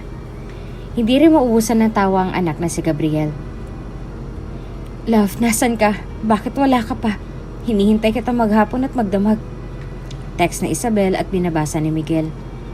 Maya-maya pa ay tumunog na ang telepono niya. Tumatawag na ang nobya. Ngunit matigas pa rin si Miguel. Ayaw niya pa rin itong kausap. Tumigil ang pag-ring ng telepono at biglang lumapit ang lola niya. "Kausapin mo," pagsenyas ng lola. "Hello, love? Ikaw ba yan? Sabi ko na andyan ka kila lola." Sobrang saya ng boses na Isabel kahit hindi natugon ng nobyo. "Bakit hindi ka nakauwi dito, love? May problema ba tayo?" Nauutal ng pagsasalita ng nobya. Lalong nawalan ng gana si Miguel at binaba ang tawag. Alam naman ni Isabel kung bakit umiiwas ang nobyo. Alam niyang nakita siya nito. Ngunit hindi niya alam kung paano sisimulang magpaliwanag dahil alam niyang wala siyang ginawang masama. Naluha na lamang muli ang dalaga. Lumipas sa mga araw, linggo at halos mag-iisang buwan na simula nang umalis ng mansyon si Miguel. Walang oras at araw na hindi sinubukan ni Isabel na suyuin ang nobyo. Sa tuwing pupuntahan naman niya ito sa bahay ng lola ni Miguel, ay ayaw naman magpakita at humarap nito. Sa loob halos ng mag-isang buwan na ito, ay napagpasyahan na lamang ni Isabel na bumalik ng karinderya upang malibang siya kahit na papaano. Hindi niya na alam ang gagawin. Ano pang saysay na manatili pa siya doon kung ayaw na siyang makita at makasama ng nobyo. Bago pa man siya bumalik sa dating tinitirhan, ay dumaan siya sa bahay ng lola ni Miguel. Nais niyang magpaalam ng formal dito at sa lola niya. "Are you sure about that, Apo?" Kausap ang lola ni Miguel. "Opo, Lola." Pinupunasan ng luhang nangingilid. "Pwede ko po ba siyang makausap kahit saglit lang?" Pero hindi pa rin siya handa, Apo. Nalulungkot na sabi ng lola nito. "Kahit sa pinto lang po, Lola." Pagmamakaawa ni Isabel. Itinuro ng lola kung saan ang kwarto naroon si Miguel. "Love?" Nagsimula na si Isabel na magsalita. At sa kabilang pinto ay nakatayo at nakasandal si Miguel, nakikinig. Nagulat siya sa biglang paghagulhol ni Isabel. "Love, miss na kita." Labis sa pag-iyak ang mga kasunod ng salitang lumabas sa bibig ni Isabel. Waring nahihirapan sa paghinga at walang tigil ang pagluha. "Kung alam ko lang na ganitong mangyayari sa ating dalawa, hindi na sana ako pumayag na umalis ka." Sige pa rin ang iyak. "Love, alam kong andyan ka. Hindi na kita pipilitin pang humarap sa akin. Andito ako para magpaalam. Naiintindihan ko naman kung bakit hindi ka umuwi. At nararamdaman ko nang gusto mong ipahiwatig. Ngayon naiintindihan ko na." Walang tigil ang pag-iyak. "Masakit ito para sa akin. Pero kung ito makakapagpagaan ng kalooban mo, ibibigay ko na. Pinapalaya na kita, Miguel." Lalong napahagulhol sa sobrang iyak ang dalaga. Sa loob ng kwarto ay nakikinig at umiiyak rin si Miguel. Matigas ang pusong pinipigilan ng sariling harapin ng nobya. "Mag-iingat ka palagi." Ayon na lamang huling salita na binitawan ni Isabel at narinig na lamang ni Miguel ang paglakad nito palayo. Pumikit at huminga ng malalim si Miguel. "You should take care of yourself, Iha. If you need help, please be at ease and don't hesitate to call me." Nag-iiyak rin ang lola. Tatalikod na sana sa Isabel ngunit napahinto ito at tiningnan ng daliri. Hinubad ang singsing at inabot sa matanda. "You must wear this. It's yours." Sambit pa nito. Hindi na po, Lola. Wala na po akong karapatan na para isuot yan." Inayos ni Isabel ang sarili at tuluyan na nagpaalam. Nasa labas na si Isabel at palabas na ng gate. "Coward!" Pamilyar ang boses na yon. Lumingon si Isabel at nagulat siya kung sino ang nasa harapan niya. Isang dipan na lamang ang kanilang pagitan. Nagtitigan sila habang hinahapo si Miguel at halatang halata na nanakbo pababa ng bahay upang mahabol ang nobya. Magsasalita pa sana si Isabel ay sinakbal na siya ng mga halik ng nobyo. Damang-dama nila ang sabik at pangungulila sa isa't isa. Malalim na halik at wari ayaw tumigil. Miss na miss nilang isa't isa. Ngunit maya-maya pa ay iba ng pakiramdam ni Isabel. May isang bagsak ang labi ng nobyo at habang tumatagal ay galit na mga halik ang ibinibigay nito. Nasasaktan na ang dalaga. Hanggang sa tinulak ang nobyo palayo. "Ano ba? Nasasaktan ako, Miguel." "What now?" Galit pa rin ang boses ng binata. "Di ba yan naman ang gusto mo? Yung hard sa'yo? Yung bastos at walang respeto? Do you like my stepbrother now?" Isang hagupit na sampal ang pinakawala ni Isabel. "Ganun ba talaga kababang tingin mo sa akin, Miguel?" Galit na galit siya sa binata at hindi naman napigilan ng umiyak. "Alam kong mahirap paniwalaan dahil nakita mo mismo ang dalawang mong mata ang isang bagay na hindi dapat nangyari. Pero bakit hindi mo man lang naisip, Miguel? Meron ba talagang nangyari? Hindi mo ako binigyan ng pagkakataong ipagtanggol ang sarili ko. Walang-wala akong magawa noon kasi napagtulungan ako. Kahit ako hindi ko rin maipaliwanag kung bakit ako andun sa ganong sitwasyon pero naniniwala ako sa sarili ko, Miguel. Walang nangyari. Alam mong tunay kong nararamdaman para sa'yo. Kahit dun sa pagmamahal na yun ay lawakan mo naman sana ang puso't isip mo." Umatras palayo si Isabel at tumakbo palapas ng malaking bahay. Naiwang tulala si Miguel. Tumutulo ang mga luha. Hawak ang singsing na inabot ng kanyang lola. Nang araw ding yun ay sumugod si Miguel sa mansyon. Sa hindi inaasahang pagkakataon ay narinig niyang pinag-uusapan ng mag-ina. So paano ba yan? Umalis na ang surot dito sa bahay. Ang stepmother niya ang nagsimula magsalita. Napaalis mo lang, okay, pero walang bumalik sa akin. Pagmamaktol ni Gabriel. At least there's no wedding. I'm so glad na hindi pa rin siyang CEO ng company ng daddy mo. You still have the chance. Well, may point ka naman. If I know na hindi ko na rin pala talaga makukuha si Isabel, sana pala tinutuo ko na lang ang nakipag-make out sa kanya. Hindi naman makapaniwala si Miguel sa narinig. Hindi na nakapagpigil ay sinugod na ang mag-ina. I think those words I heard from you two are enough para umalis kayo dito sa pamamahay ko. Galit na galit si Miguel. Ang mansyon na kanilang tinitirhan ay sa kanya nakapangalan, kaya kahit anong oras ay pwede niyang paalisin ang kung sino man na ayaw niyang tumira dito. Maging ang mag-ina Gabriel na wala ang reklamong pinatira dito dahil ang palaging tinitingnan ay ang kanyang yumaong ama. Sa kabila ng kabutihan pinakita niya ay ganito lamang ang sukle. Sinisira ng mag-ina ang pamilyang nais mabuo ni Miguel. Inilalayo nila ang pinakamamahal at pinakaimportanteng tao sa buhay nito. I want you out of this house today! Sigaw pa ni Miguel. Pero iho, may sasabihin pa sana ang stepmother niya. Huwag niyo na sanang hintayin na pulis pang magpapalabas sa inyo. I have my records here. Nang napag-usapan niyo kanina. And I can sue both of you. You have enough of Dad's wealth, Gabriel. That should be enough for you to start a new life. Don't be so stupid following your mom's order. It's nonsense. Pagmamatigas ni Miguel.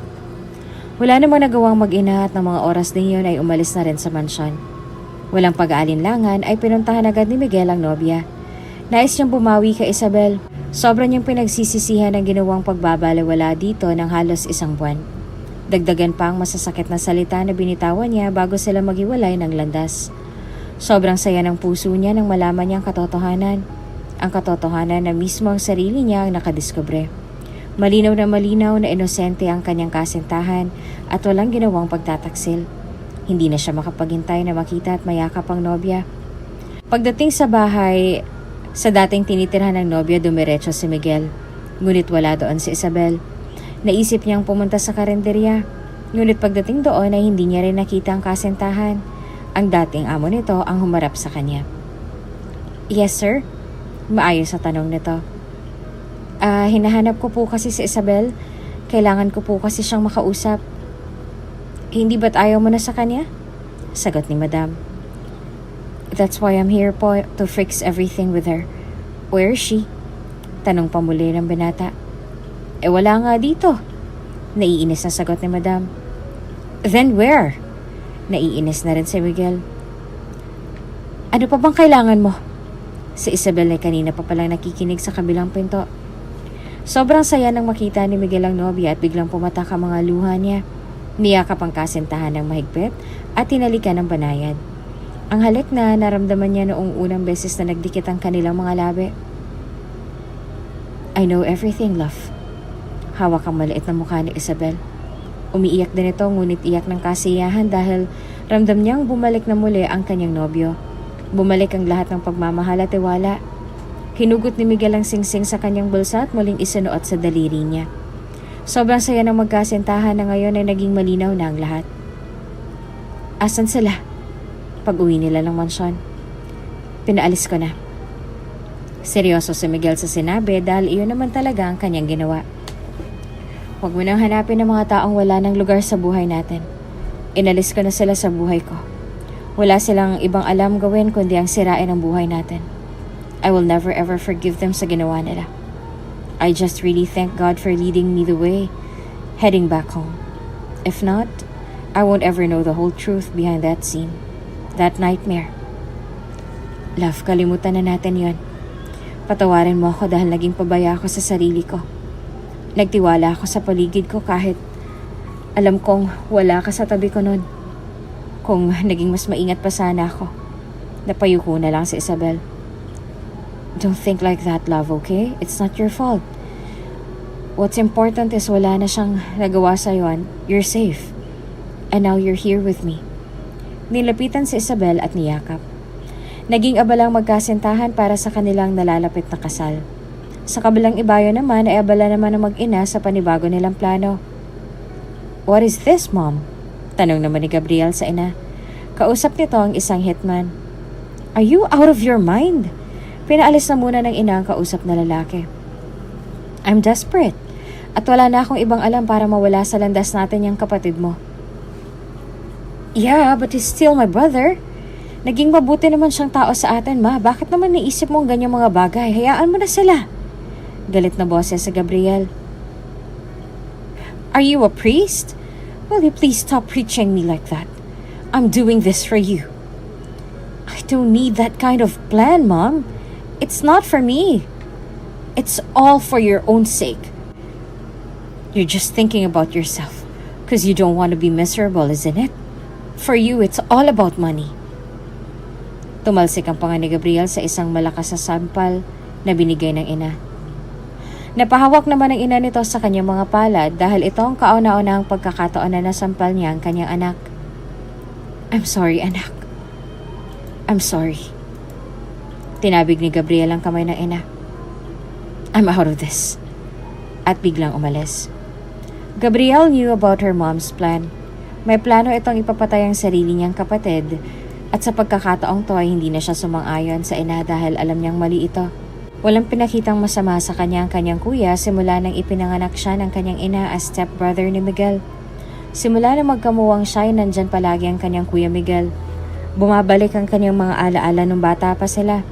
Napahinto ang kanyang minamanehong sasakyan at bumalik sa daan patungo sa mansyon. What the hell are you doing here? Galit na galit pa rin ang kanyang kuya. Kuya, I know marami ako nagawang mali sa'yo at kay Isabel at gusto ko na yung itama. Pagpapaliwanag pa ni Gabriel. At ano namang plano yan? Tama na nga, Gabriel, sa pagpapaikot ng ulo ko. Oo, noon ay nauto niyo ako.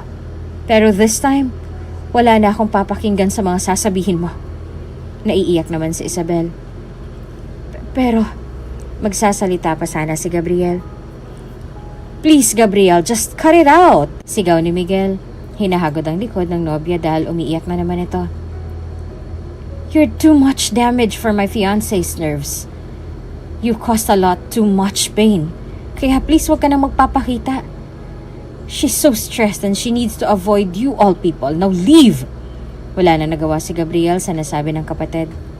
Naaawa na rin siya sa sitwasyon ni Isabel at hindi na iyon masisisi. Marami na rin talaga siyang naging kasalanan sa magkasentahan lalo na kay Isabel simula pa ng una. At tama si Miguel, hindi niya na dapat pa itong gambalain. Siya na mismo ang pipigil sa plano ng ina, gamit ang sarili niyang mga kaparaanan. Are you okay? Tanong ni Miguel sa nobya na ngayon ay medyo kalmado na. Andyan pa ba siya? Nangangambang tanong nito. No, love. I won't let him come near you.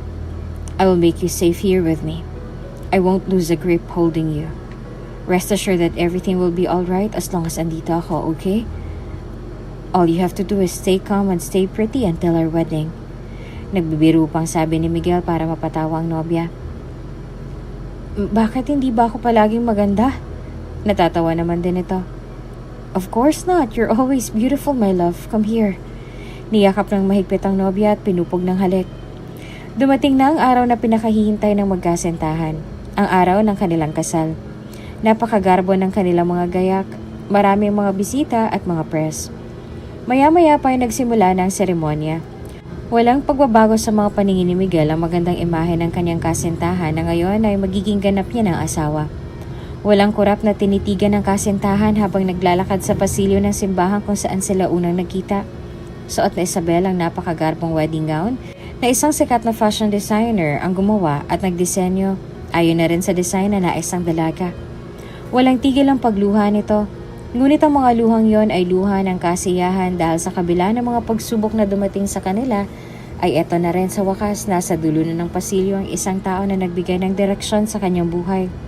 Ang taong nais niya makasama sa habang panahon. Ang taong magiging ama ng kanyang magiging anak at ang taong makakasama niya hanggang sa pagtanda. Nakarating na siya sa harapan ng nobyo at hinayag nito ang kanyang kamay upang tulungan ng nobyang makaupo sa harap ng altar. We would like to welcome all of you, honored guests, and thank you for being with us today.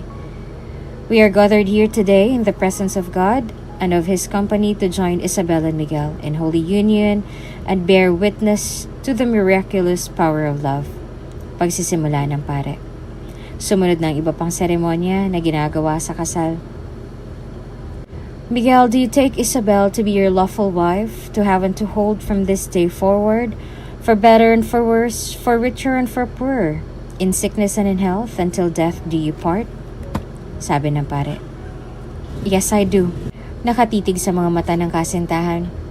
Isabel, do you take Miguel as your lawful husband, to have and to hold from this day forward, for better and for worse, for richer, for poorer, in sickness and in health, until death do you part? Tanong naman ng pari kay Isabel. Opo, Father. Walang pag-aalinlangang sagot nito. Now, as a representative of Jesus Christ, in the name of the Father, and the Son, and the Holy Spirit, I now pronounce you husband and wife. You may now kiss your bride. Hinalikan ni Miguel si Isabel ng buong pagmamahal. Ngayon ay ganap na silang mag-asawa. Natupad na rin sa wakas ang pinakahihintay nilang kasal at magiging buo at isang bilang tunay na pamilya. Ngunit hindi nila alam na may naghihintay pala sa labas. Habang nasa pinto sila ng simbahan at masayang hinahayag ang kanilang pag-iisang dibdib sa harap ng maraming bisita at press, ay isang nakaitim na lalaking nasa rooftop at may hawak na baril ang nagkamasid sa kanilang kasiyahan. Kasing bilis ng kidlat na umasinta ang taong nakaitim. Ito ang hitman na binayaran ng stepmother ni Miguel upang ipapatay siya. Nagsigawan at nagkagulo ang mga tao dahil sa dugong nagkalat sa sahig. Ngunit hindi si Miguel ang naliligo sa sarili niyang dugo kundi si Gabriel, na noon pala ay matagal nang nagmamasid sa maaaring mangyari dahil alam niya na ang planong pagpatay sa kanyang kapatid. Hawak siya ni Miguel at Isabel. Hold on, Gabriel! Natatarantang sambit ni Miguel. Why? Nangingilid ang mga luha nito. Nag-agaw buhay nang umiti si Gabriel sa kanyang kapatid at sinabi, Quits na tayo, bro. Tulong! Tulong! Paulit-ulit na sigaw ni Isabel. Marami ng dugong nawala kay Gabriel kaya wala na itong malay nang dumating ang saklolo para sa kanila. Tumunog ang cellphone ng bruhang stepmother ni Miguel. Yes, hello? Pagkatapos marinig ang sinabi sa kabilang linya ay madaling-madali na sumakay sa kanyang sasakyan at nagtungo sa ospital kung saan sinugod si Gabriel. Sa ospital. What happened? Umiiyak at hindi malaman ang gustong sabihin kung sino ang tatanungin. Lalo na't nakita niya sa kanyang harapan na buhay ang katawang tao ni Miguel. Ang buong akala niya ay wala na ito dahil sa kumpirmasyon ng kanyang hitman na patay na daw ito matapos ang kanyang misyon. Calm down, tita. Niyakap siya ni Miguel at tinamayan. Wala itong kamalay-malay na itong dahilan ng mga nangyari ngayon sa kanila at bakit nag-aagaw buhay si Gabriel. Maging ang stepmother niya ay hindi makapaniwala sa nangyayari. Bakit si Gabriel? Paano nangyari to? Pagwawala nito sa ospital. I want to see my son. Where is he? Miguel, dalhin mo ako sa kanya, please. Iyak ng iyak ang stepmother niya. Nagmamakaawa. Nagsusumamo. Iyak na lang din ang iyak si Miguel at ang asawa nitong si Isabel. Pagkatapos ng kasiyahan ay ito ang kakahinatan, kalungkutan at bighati, luha at sugat sa mga puso. Wala sa sarili ay nilandas ang stepmother ni Miguel ang kwarto ng dasalan. Doon siya'y lumuhod at humagulhol pa rin ang iyak. I'm sorry, God. I'm sorry, anak. Hindi ko sinasadya. I should have listened to you. It was all my fault. I'm so stupid and Gabriel is right. I am selfish. Lord God, I may not always be talking to you and calling your name, but this time, please. God, lend my son all your power para malampasan niyang lahat ng to. Please heal my son. I know I have a lot of sins and mistakes, but please don't take away my son. Let me pay for it. I'll surrender myself. Please give my son another life to live.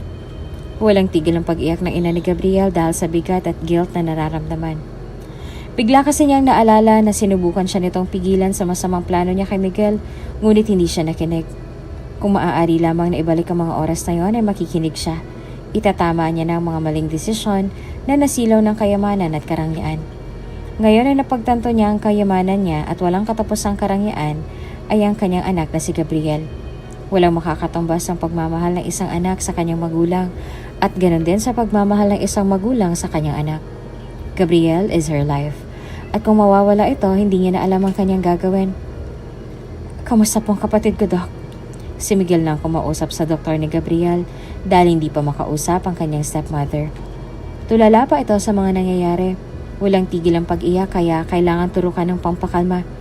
Inalalayan naman siya ni Isabel sa kabila ng mga kasamaang ginawa nila dito. Everything's fine now. Masyado lang maraming dugong nawala sa kapatid mo kaya nahirapan kaming i-revive ang pasyente. Pero sa ngayon ay on coma siya. But it's normal. We just have to wait kung kailan na kaya ng katawan and mind niya na mag-respond. Kusa naman siyang gigising niyan kapag fully reset ng body flow niya. Madami-dami din kasing dugong isinalin sa kanya. If you don't have any other questions, may I excuse myself for the meantime? Yes, Doc. Thank you so much po. Sa ICU, hawak ng ina niya ang kamay ni Gabriel at patuloy ang pag-iyak. Sa may bintanang salamin ay ando na mag-asawa at nakatanaw sa mag-ina. Kawawa naman si Tita at Gabriel. Naaawang sambit ni Isabel. I feel bad for them too. Lalo na sa kapatid ko. I just don't understand bakit may mga gustong pumatay sa akin. Nagsisimula na maglaro ang utak ni Miguel. Paano mo nasabi na ikaw talagang pakay ng killer na yan? Baka naman ligaw na bala lang. Wala naman ibang galit sa'yo, diba? Sa atin. Napaisip din si Isabel at napatingin sa stepmother ni Miguel. Nagkatinginan silang dalawa.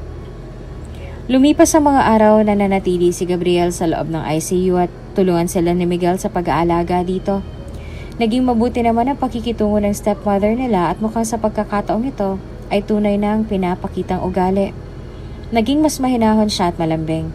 Naging mas positibo siya sa lahat ng bagay at naging madasalin. Magkasabay pa sila palagi sa pagpunta sa chapel at taimtim na nagdadasal doon. Naging mas close sila ni Isabel at ni Miguel. Kinakausap nila palagi si Gabriel at binabasahan ng mga kwento. Dahil sa advice na rin ng doktor, mas makakatulong na mapabilis ang recovery ni Gabriel kung palagi siyang kakausapin. Nakakarinig naman daw ito at nararamdaman ng kanyang paligid. Nagdaan pang mga araw at mas tumindi pa ang pagsasama ng pamilya ni Miguel. Dumaan ang Pasko, bagong taon at maging ang kaarawan ni Gabriel na dito sila nagtitipon ng pamilya niya. Dinadalaw din siya kuminsan ng kanilang lola dahil na rin sa edad nito ay bawal na rin ang palaging expose sa maraming tao, lalo na sa hospital. Dito naramdaman ng stepmother nila ang tunay na halaga ng pamilya at pagmamahal. Patuloy na naghahanap ng lead ang mga pulis tungkol sa nangyari 3 buwan na ang nakalilipas. Wala pa rin silang makitang sospek at maaaring sisihin sa trahedyang yon. Isang araw ay si Isabel ang nagbabantay. Binabasahan niya ng libro ang natutulog na si Gabriel. Maya-maya pa ay bigla itong nabulunan, nauubo at nang naubo ay nahihirinan. Biglang nataranta si Isabel at tumakbo palabas at nagtawag ng nurse at doktor na pwedeng tumulong sa kanila. Nurse, tulong! Aligaga si Isabel dahil siya lamang ang bantay ng araw na yon dahil may trabaho ang kanyang asawa. Ang stepmother naman nila ay umuwi muna upang kumuha ng ilang gamit. Sa mansyon ay tahimik na nag-aayos ng gamit ang stepmother nila. Binuksan ang telepono at binasa ang bagong dating na mensahe. He's awake. Mensahe ni Miguel. Ngumiti lamang ang stepmother nila at patuloy sa pag-iempake. Pagkatapos mag-empake, sumakay na ng sasakyan. Pinaandar na ito at ibang direksyon ang binaybay. Police station. How are you, bro? I'm so glad that you're finally back. Sabay yakap sa kapatid. Ako din, Gabriel. Masaya ako na nakabalik ka na. At salamat nga pala sa pagligtas mo sa asawa ko. Kung hindi dahil sa'yo, saktong sa dibdib ang tama ng baril na gagamitin sa kanya. Pero nang naligtas mo siya, nakatalikod ka at sa may ribs mo ang naging tama. Napakaswerte natin at nakaligtas ka pa rin. Hindi kami nagkulang ni tita sa pagdadasal na sana'y gumising ka na at bumalik sa dati. Lubos ang pasasalamat na Isabel sa brother-in-law niya. Napangiti na lang si Gabriel na waring may gustong sabihin, ngunit mas pinili na muna niyang umiti na lamang at i-enjoy ang kasiyahan sa harapan niya. Pagpapasalamat at pangalawang buhay na ibinigay sa kanya ng Panginoon. Where's mommy? Biglang hanap nito sa ina.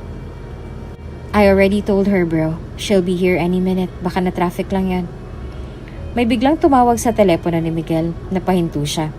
Napatitig sa asawa at sa kapatid. Habang nagpapahinga sa kwarto niya si Gabriel ay nagpa siyang magkape ang mag-asawa. Bakit hanggang ngayon ay wala pa rin si tita? Kanina pa siya hinahanap ni Gabriel. Gabi na pero wala pa rin. Tinawagan ko na siya ng maraming beses pero out of coverage area siya. Nagtataka mga sambit ni Isabel. Tiningnan niya ang kanyang asawa ngunit lutang din ito. Love? Tawag muli ni Isabel sa asawa. Tumingin naman si Miguel sa kanya na nangingilid ang luha. Bakit love, may problema ka ba? Anong nangyayari sa'yo?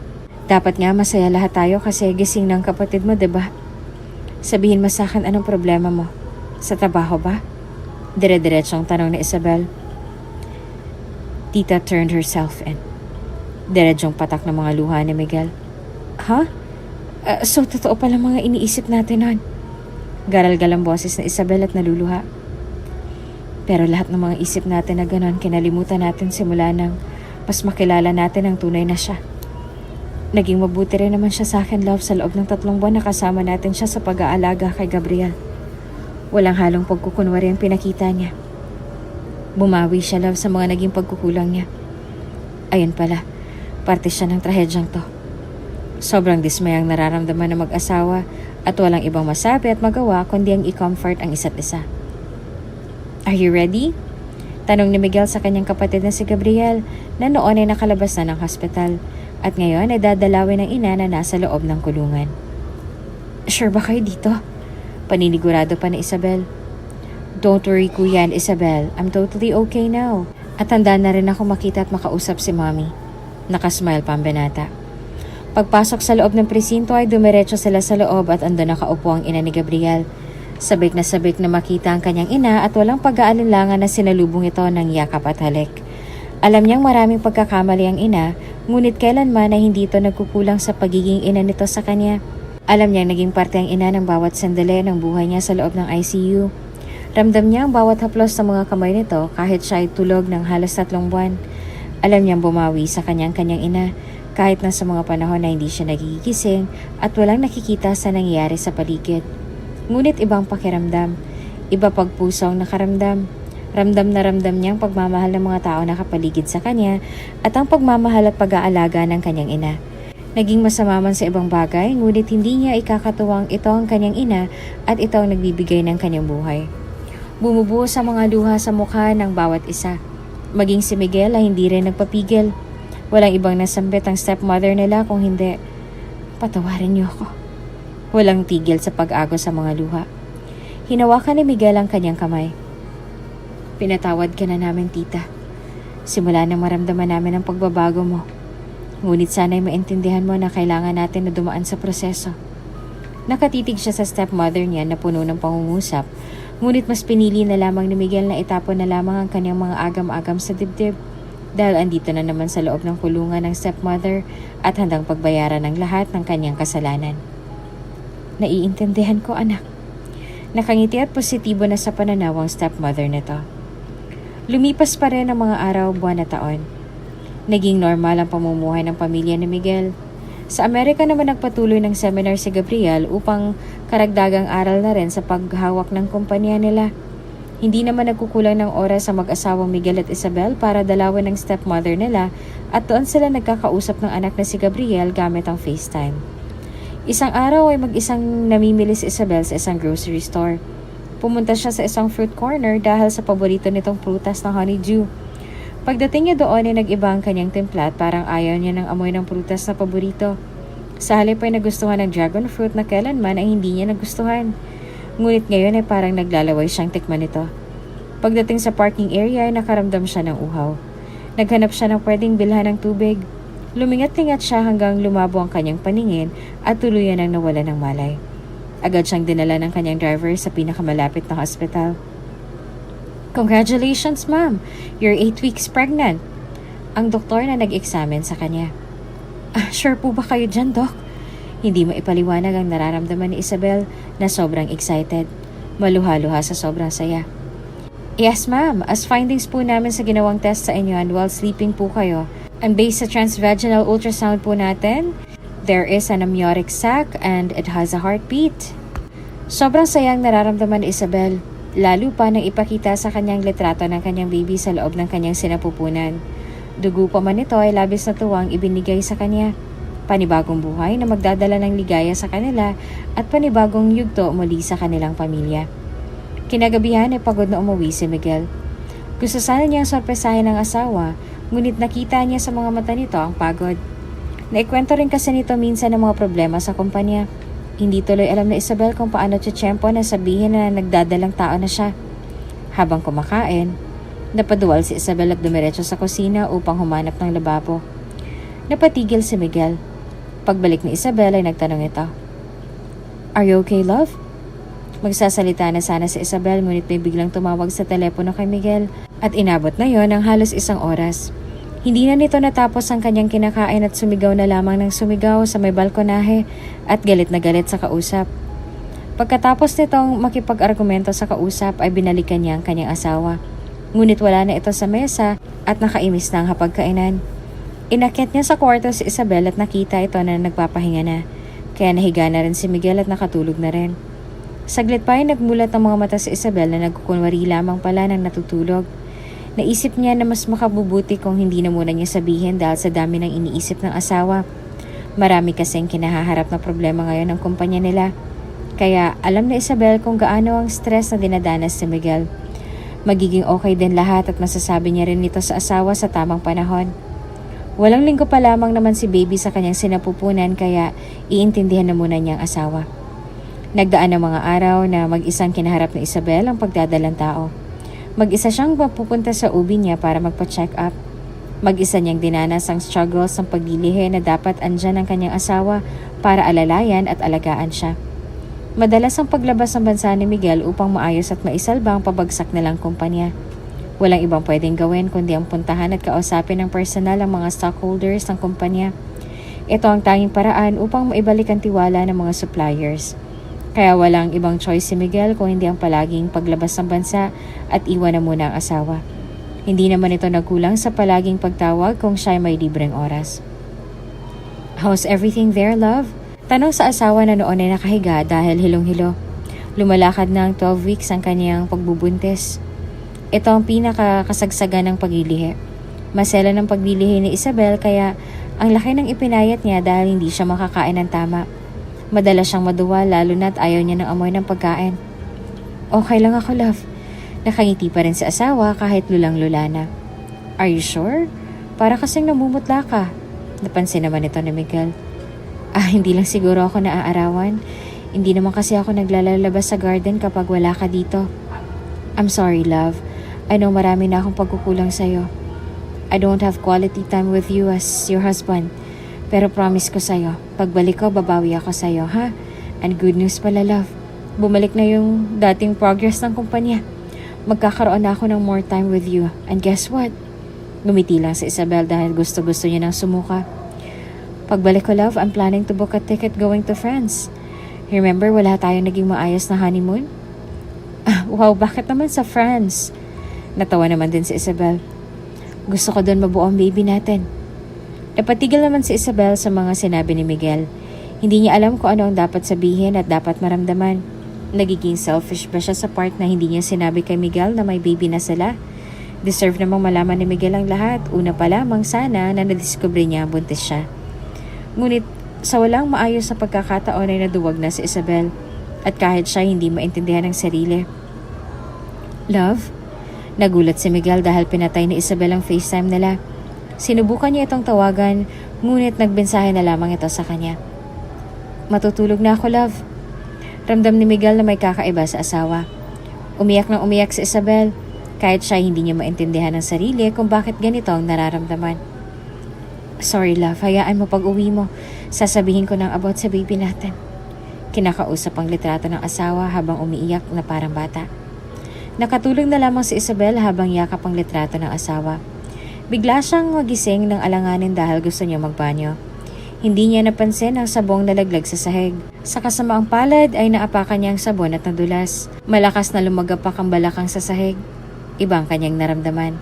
Kaba, takot at pagsisisi. Nagising na lamang si Isabel na nasa ospital at naroon si Miguel sa tabi niya. Nagulat ito sa naging reaksyon ni Isabel. "You have to rest, love." Inalalayan siya ni Miguel. Nahihiya si Isabel sa asawa. Alam niyang alam na nito ang dinadala niya. Why didn't you tell me about our baby? Nagsimula na magtanong si Miguel. Biglang dumating ang OB ni Isabel. Kamusta ang baby ko, Doc? Agad na tanong ni Isabel. No worries, Mommy. Okay na okay si baby. Nakangiting sagot naman ng doktor. Masayang-masaya naman ang mag-asawa kahit na ng mga oras na yon ay hindi pa din nakakapag-usap na maayos. But how about the blood? How can we make sure na okay ang baby ko? Hindi pa rin kampante si Miguel.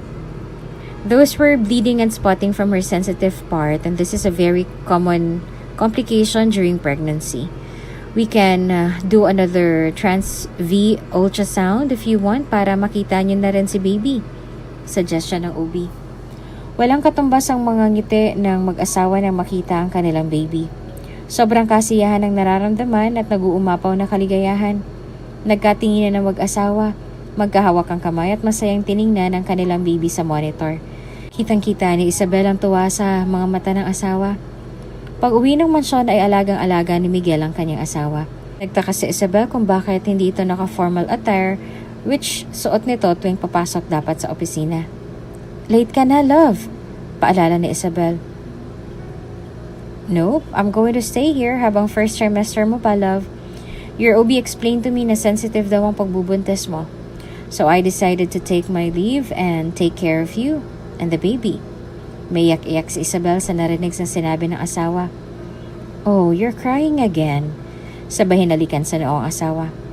I'm sorry, love. Naging makasarili ako. Hindi ko dapat nilihim sa'yo. Salamat sa Diyos at walang nangyaring masama sa baby natin. You don't need to say sorry, love. I concluded too that you tried many times telling me about your pregnancy. But I was so busy about work. And I was wrong for leaving you alone again. I think that's enough lesson for me.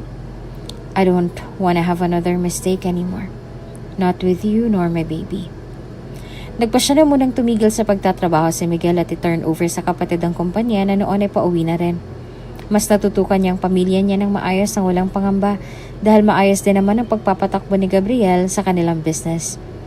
Mga ilang buwan pa ay nakalaya na rin ng stepmother nila sa pagpapakita nito ng kabutihan sa loob ng kulungan na bigyan nito ng parol. Pinababa rin ni Miguel ang kanyang kaso upang mapabilis na rin ang paglaya nito. Katulong siya ni Miguel sa pag-aalaga kay Isabel at masayang naninirahan sa mansyon. Hindi matutumbasan ang yaman ng tunay na pagmamahal ng isang pinagbuklod na pamilya. Huwag natin sayangin ang oras na nandito pa sila sa mundong ibabaw at kapiling sila. Mahalin natin ang isa't isa at iparamdam natin kung gaano sila kaimportante sa buhay natin. Time is gold and life is short. Enjoy lang natin kung anong meron tayo ngayon.